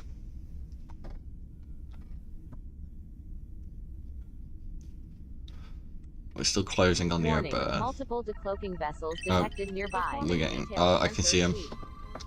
Right, let's sort our speed out a little bit. Oh dear. Oh, we're taking hits. Oh, we're taking lots of hits. Okay, right. Target selected. Phasers. Firing phaser. Here we go. Let's do this. You and me, boy. I've got my torpedoes, boy. There we go. A couple more good hits. No target selected. Target No down. target Oh, those selected. destruction effects. Firing So good. phaser. Our ship is under attack.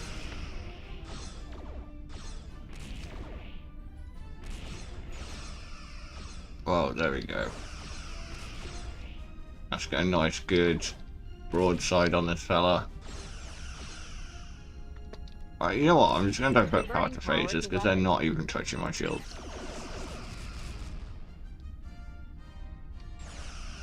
No target selected. No target selected. All the bits that fly off. Oh, so good. Target selected. Firing phaser. Our ship is under attack. Like, imagine if this is an MMO. These are kind of like your cannon fodder enemies. the make you feel good enemies before the game drops the ones on that are actually really going to push your poop in. No target selected. No target selected.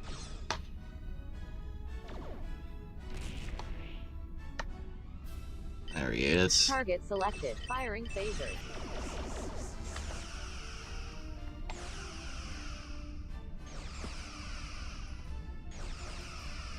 No target selected. Oh, look at that. Bits of Klingon warbirds go everywhere. Target selected. Right, and you notice as well, whenever we select a friendly vessel, it automatically deselects our weapons. Very important, because friendly fire will not be tolerated.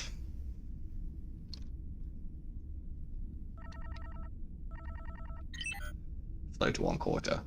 Alright, we need to get minimal warp capabilities. It's not much, but it should be enough to get us near Starbase for repair. We'll transmit the center frequency of the anomaly. This should allow you resensors to detect and locate it. Be wary, like Captain the Klingon seemed very eager to prevent us from gathering any data on it. I see. Oh god, hello. Goodbye then. Performing long range sensor. Alright, it's a long range sensor sweep.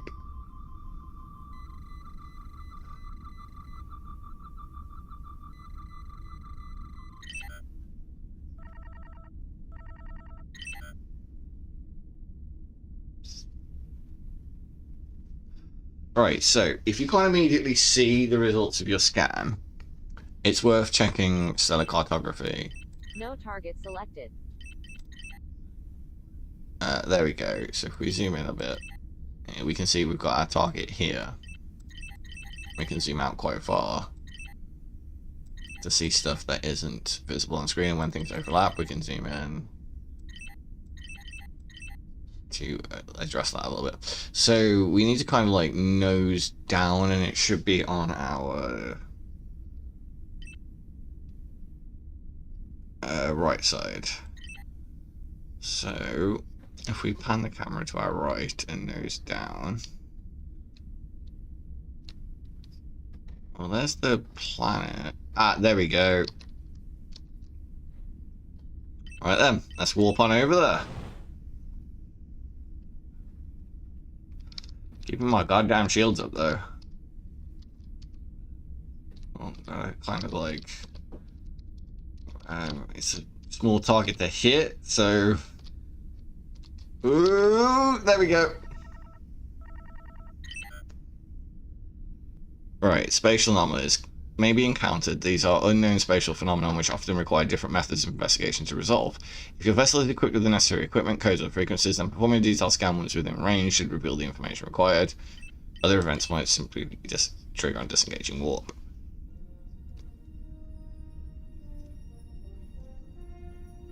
So right now, we're going to have to integrate with this somehow. Captain, that's no anomaly, at least not in the sense we were expecting. Subspace scans suggest the presence of a cloaked vessel. However, the signature appears to be decisively not Klingon.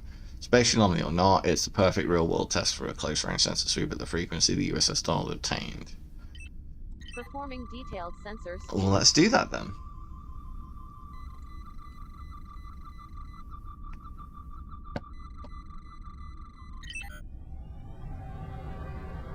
The Derridax class warbird. You test our patient Starfleet. If we wanted to be discovered, we would not have been cloaked. We neither require nor desire assistance from the Federation, nor do we wish to prolong this exchange of words. Leave now, or your continued presence here leads to provoking a response. Target selected. I'm gonna select you as the fucking target. Diverting Power to power shield. to shield. Well, that confirms everything we suspected. It is indeed the Romulans are Klingons we're trying to locate, but why? And why was it covertly launched in this sector to begin with? This is troublesome news, but I feel the Romulans are correct in one aspect. At least, our continued presence in the sector could lead to provocation. Roger that. We will get out of here. They've cloaked, so we're not going to be able to get them on our scans. So let's just leave the area.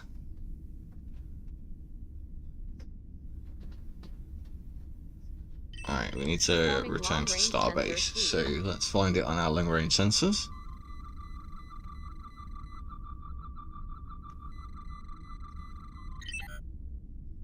There it is. Target selected.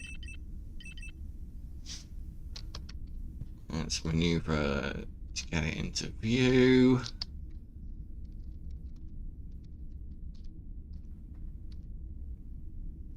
And there we go, 3 million kilometers away. I did say distances in this game were astronomical.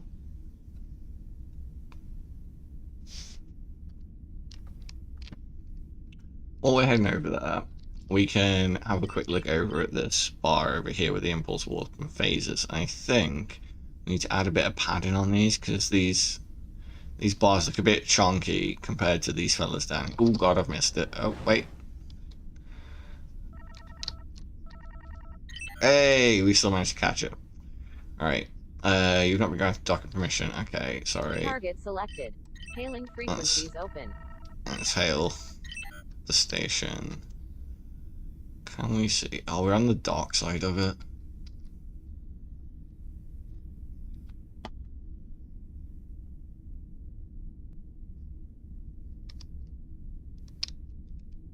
Let's up our acceleration a little. I see it. I see it. Dun, dun, dun, dun, dun, dun, dun, dun, dun, dun. That's Jurassic Park and it's not Star Trek. Oh no. Alright, here we go. A little docky walkie.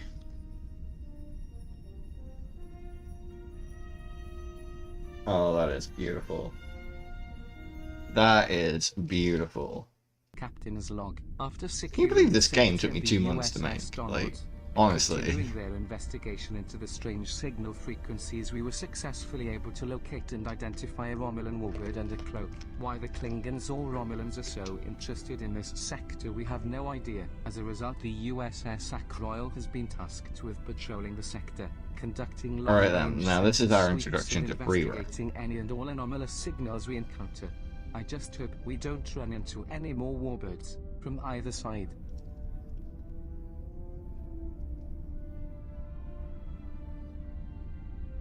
So we're gonna set off again to patrol the sector.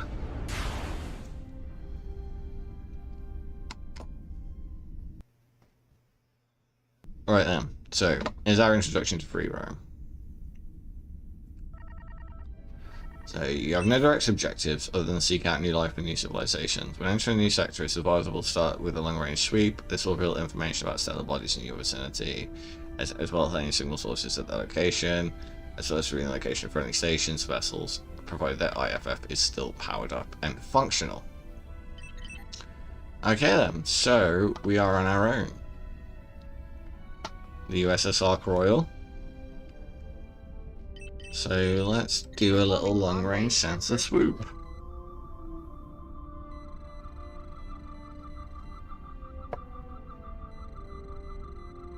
Distress signal detected. Oh, we got a distress signal already.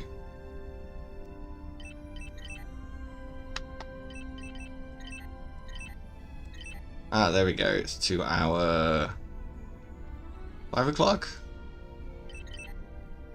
Unidentified signal source Oh, we've got detected. an unidentified signal source detected. That one's actually closer. Let's go and check out that unidentified signal source.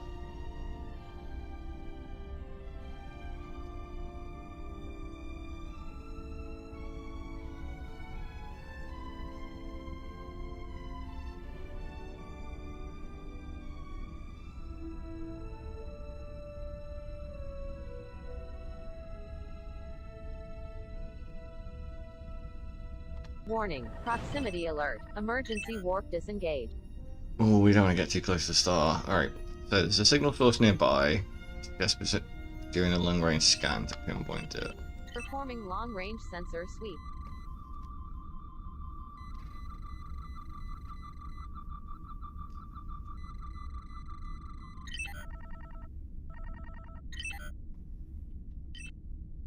So get some data on the probe. Close distance to cut ionic interference and downloads and selects before the probe is lost. Target selected. Right, let's head on over there. Divert power to engines. Diverting power to engines. There There we go. We've also got a cheeky tactical warp coming up.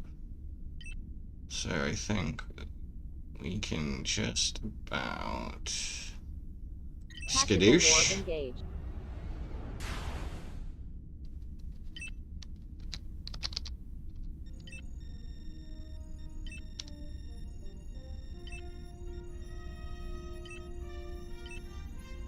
There we go, we'll download the sensor information.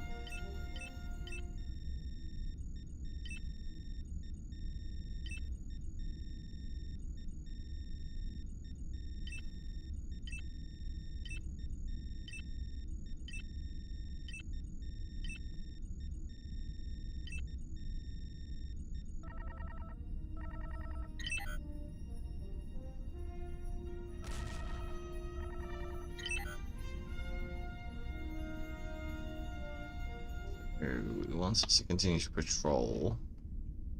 Ah, there we go.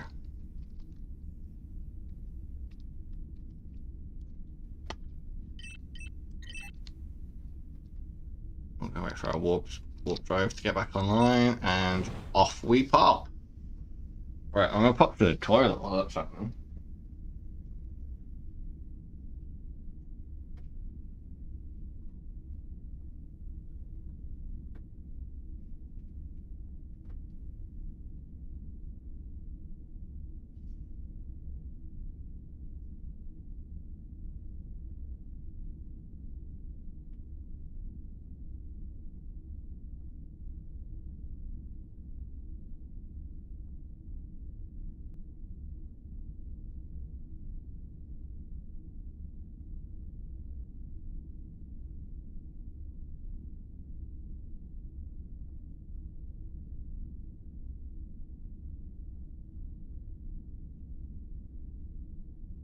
Okay, right, I'm back.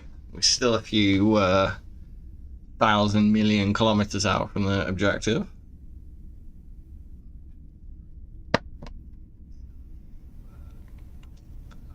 I did say, you know, we're traveling astronomical distances.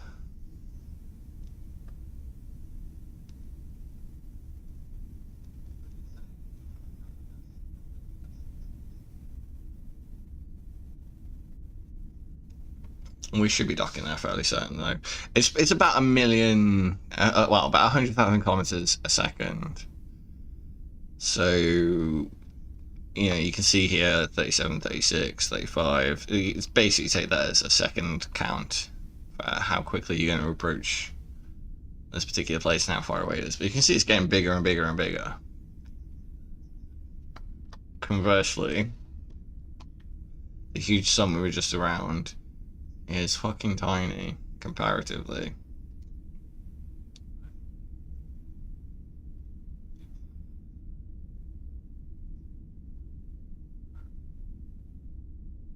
Warning, proximity alert. And there we go, we've dropped at the star. Perform a long range scan. Performing long range sensor sweep.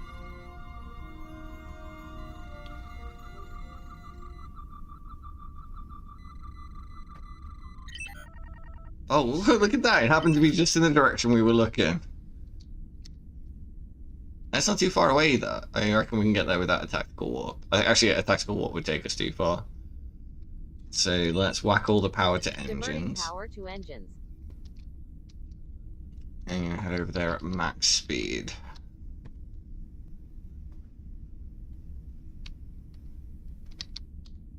Oh, we gotta hail it. Target selected. Oh, we don't have to hail it? Okay, that's good. So now we're going to have to initiate an emergency beam out, so we're going to match the frequency. So 42, 152, 85, and 185.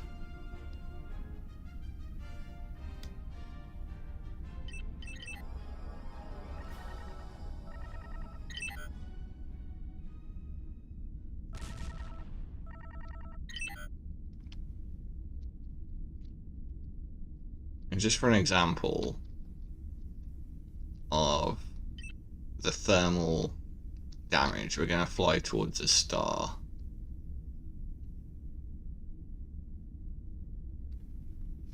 Warning, hull temperature There we go. rising. Now you can see down here our hull temperature started rising.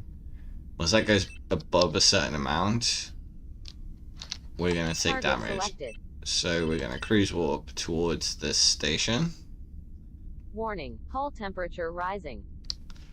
Get out of the influence of the star. And now you can see our hull temperature is going back down again. Right, so now we've just got basically a 3-minute cruise to the station. Drop off these runabout survivors and our scan data.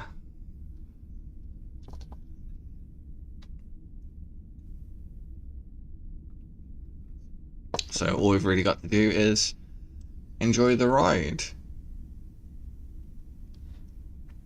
There's an Earth-like over there somewhere. Oh, there it is. Beta Sigma 2. 15 million kilometers away. And that star we were around just a moment ago is now just becoming a speck on the horizon as we cruise warp towards our destination.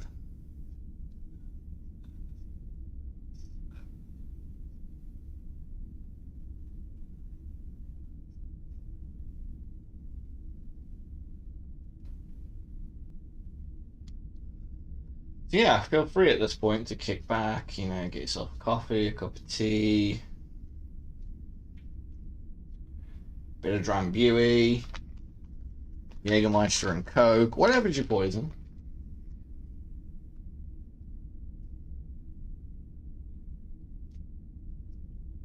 Because I can't remember if we're supposed to be interdicted by Romulans or not. I think we are.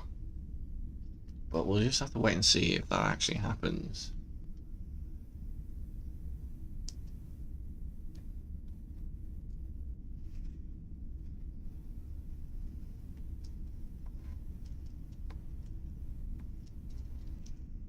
Oh, 65 seconds. Oh, there we go. We've been interdicted.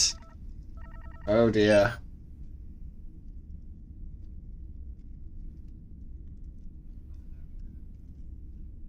Occasionally you may find your vessel interdicted while at warp. These are generally random events and are often diverse in their execution. In this instance, you are carrying cargo that is of interest to other parties, and that has made you a target. These events can play out in various ways. ...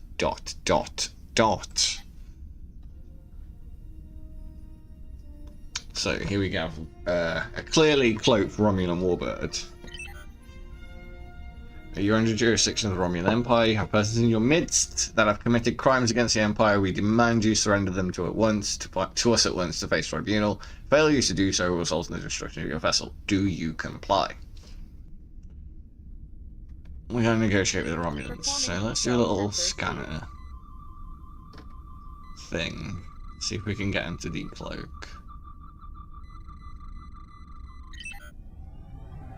There we go. So let's hail him. Frequencies open. Oh wait, I'm hailing the station. Hang on a minute. Target selected. Let me hail the Frequencies Romulans. open.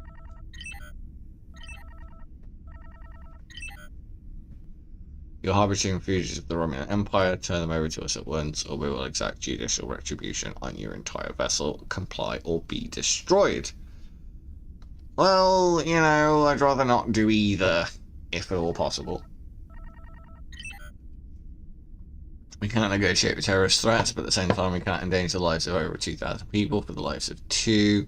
The needs of the many. We trust in your judgment, Captain. You would be in that chair, otherwise make the right call. Okay, shields up. Phased. Power to Diverting shields. Power to shield. Warning, weapon power up detected. Target selected. You gonna come at me, bruh?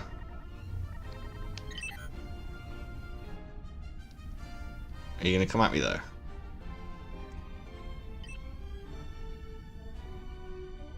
Firing phasers. I'll fire on you then. Our ship is under attack.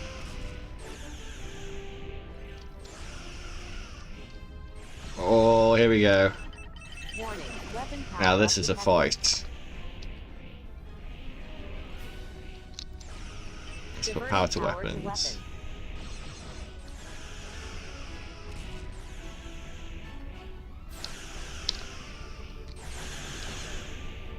Whoa, he's got some moves, boy. Boy's got some moves. Under attack. We got their shields down.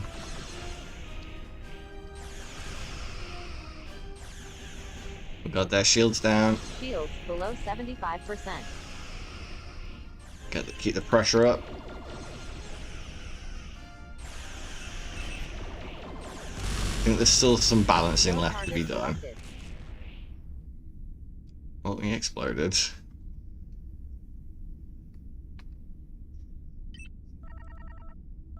Alright, free roam, salvage and upgrades. Occasionally signal sources may contain components that you can use to upgrade your ship. Investigating these signal sources can yield anything from discarded hull plating for upgrading hull armor to advanced computer components for upgrading shields and weapons. Use your track to collect these components and visit the starbase to purchase upgrades. Unidentified signal source detected.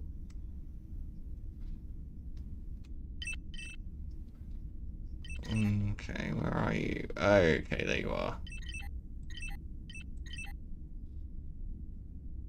So, Beta Sigma 2.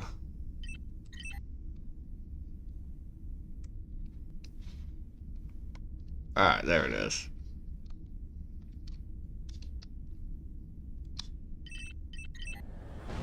Let's cruise warp on over there. Now, this is that Earth-like.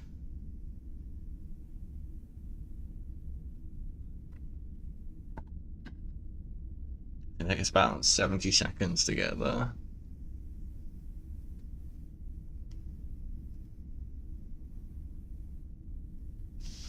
And we've got the station Target down selected. there as well.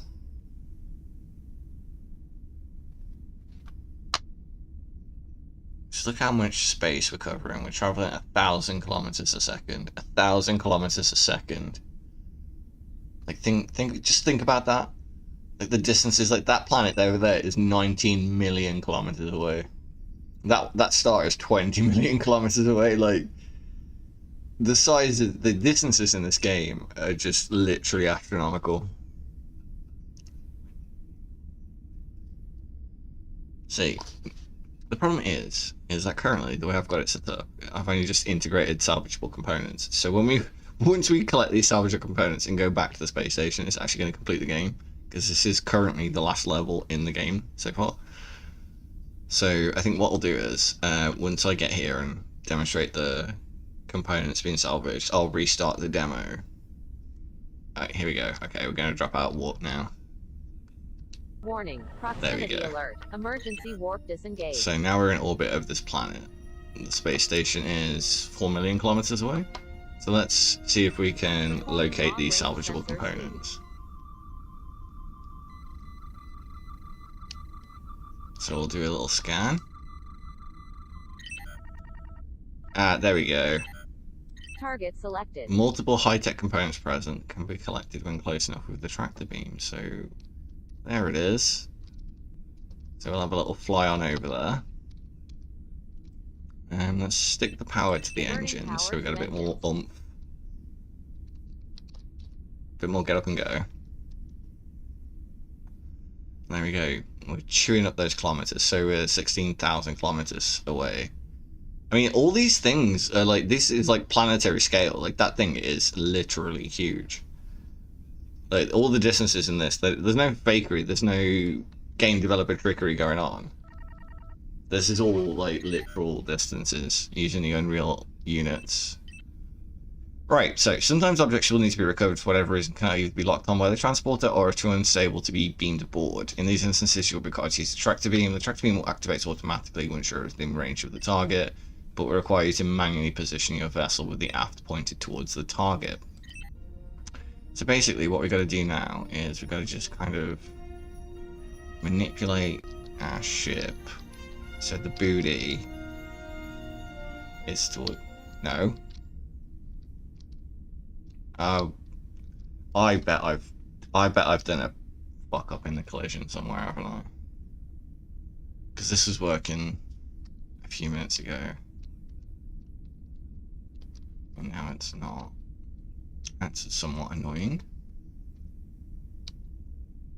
Especially considering this is the last mission in the demo. And I've got no debug text to tell me what's actually going wrong. So normally, when it's saying alignment error, it's because it can't draw a line between the target and the ship. So let's exit that. And we'll quit the game. And we'll go back to this. And we'll jump into the test level. Where is the test level? Here it is. Test. And we'll replace, ironically, the one level labeled target salvage.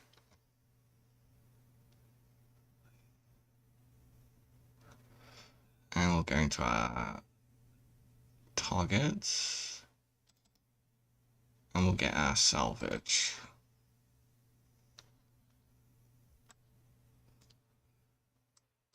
So,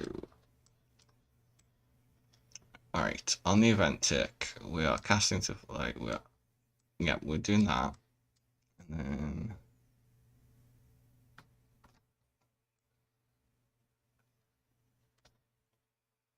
destroyed, okay, what we're doing here. So, we're displaying our progress.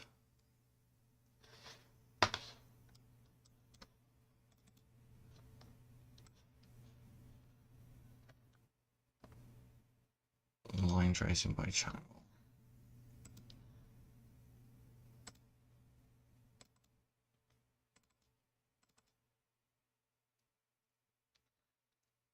What are we blocking? Blocking visibility and enemy phases. So the salvage, tracing by the channel enemy phases.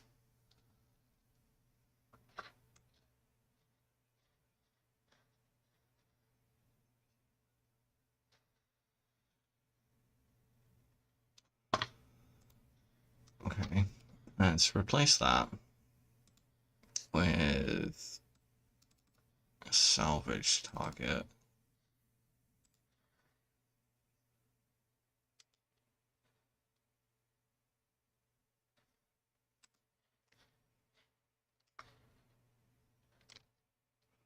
Where's the player start? There. Let's take our target salvage, move it a bit closer.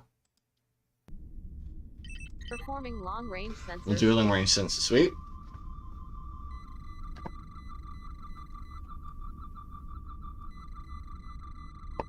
Unidentified signal source. Detect target selected. Alright then, let's close it on this.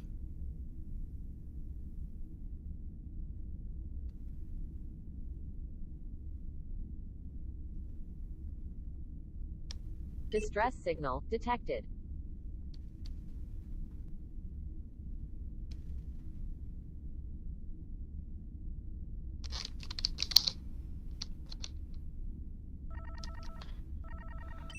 So she's the tractor beam, so we gotta turn up. Yeah, it's working. Why is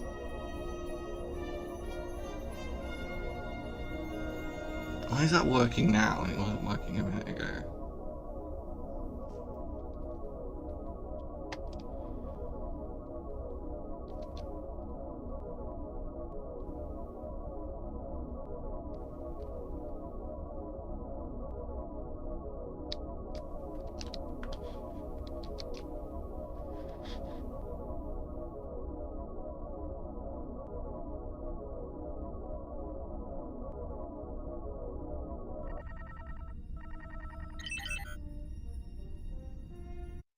That's so strange.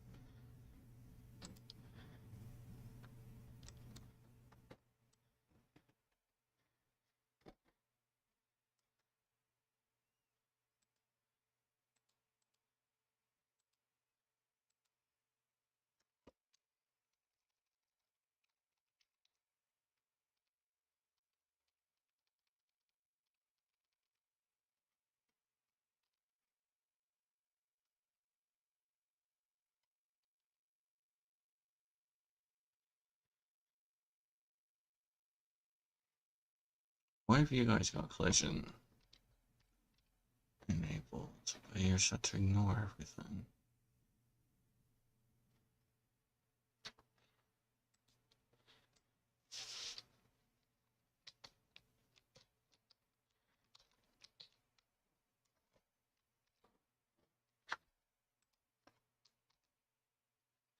You're blocking enemy phases.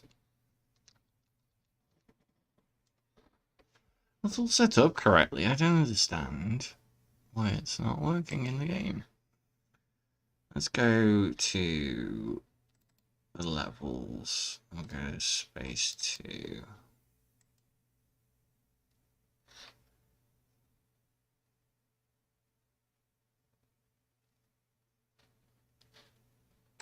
Let's open level blueprint.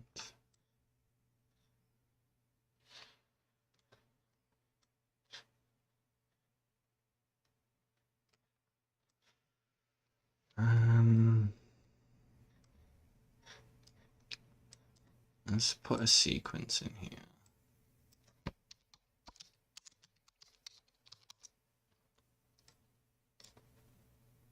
And we'll just delay 5.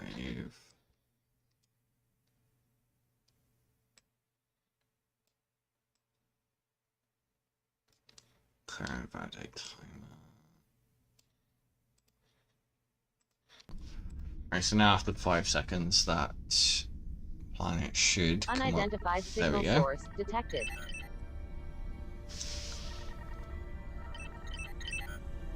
So now Performing long-range sensor sweep.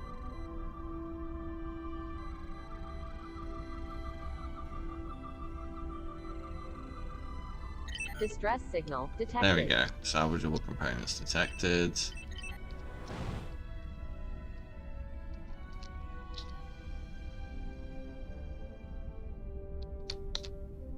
Alright, so let's warp over there.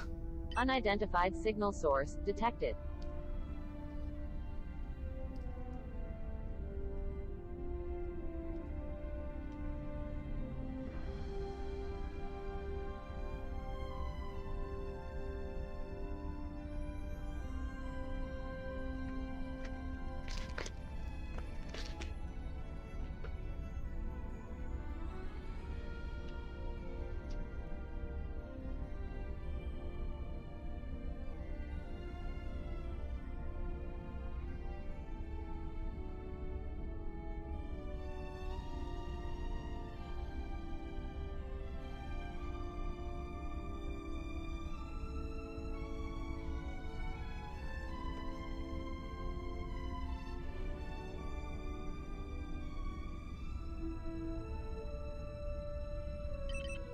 There we go, we're about 30 seconds out now.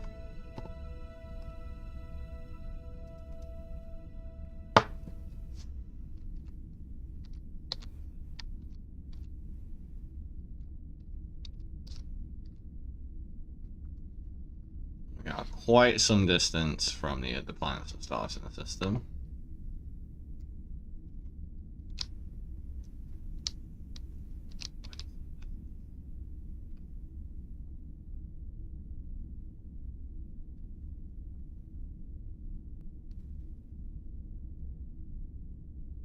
Warning, proximity alert, emergency warp disengage. Performing Right, let's long-range find these sensor sweep. components.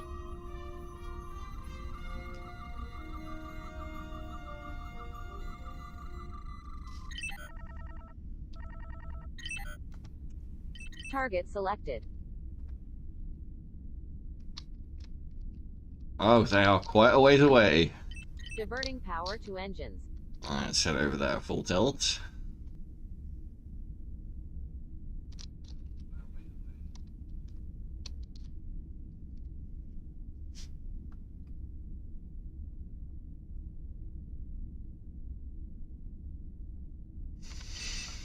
I like the way as well, when you've got power diverted to engines, it takes down the kilometers in roughly the same rate it takes down the millions of kilometers in warp mode. It makes kind of travel a bit more consistent. You can always look at the countdown to what you're approaching for a rough idea of how long it's going to take you to get there.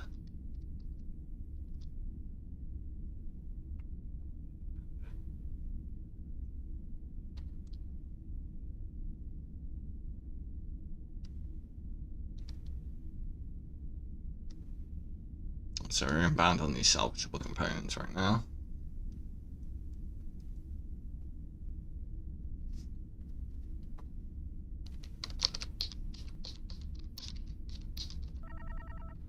There we go. So now we need to turn our booty. There we go.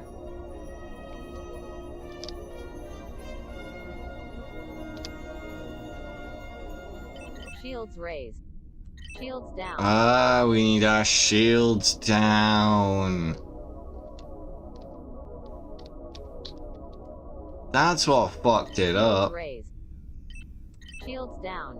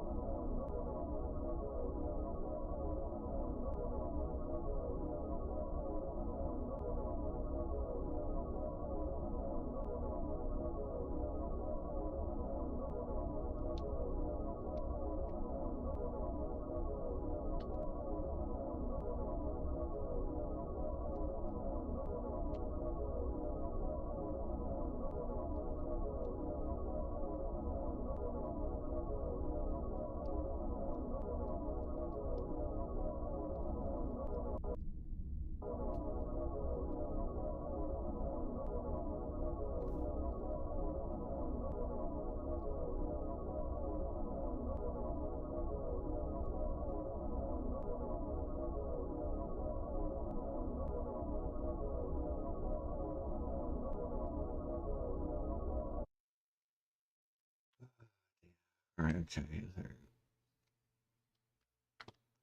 Select rotation to look at rotation.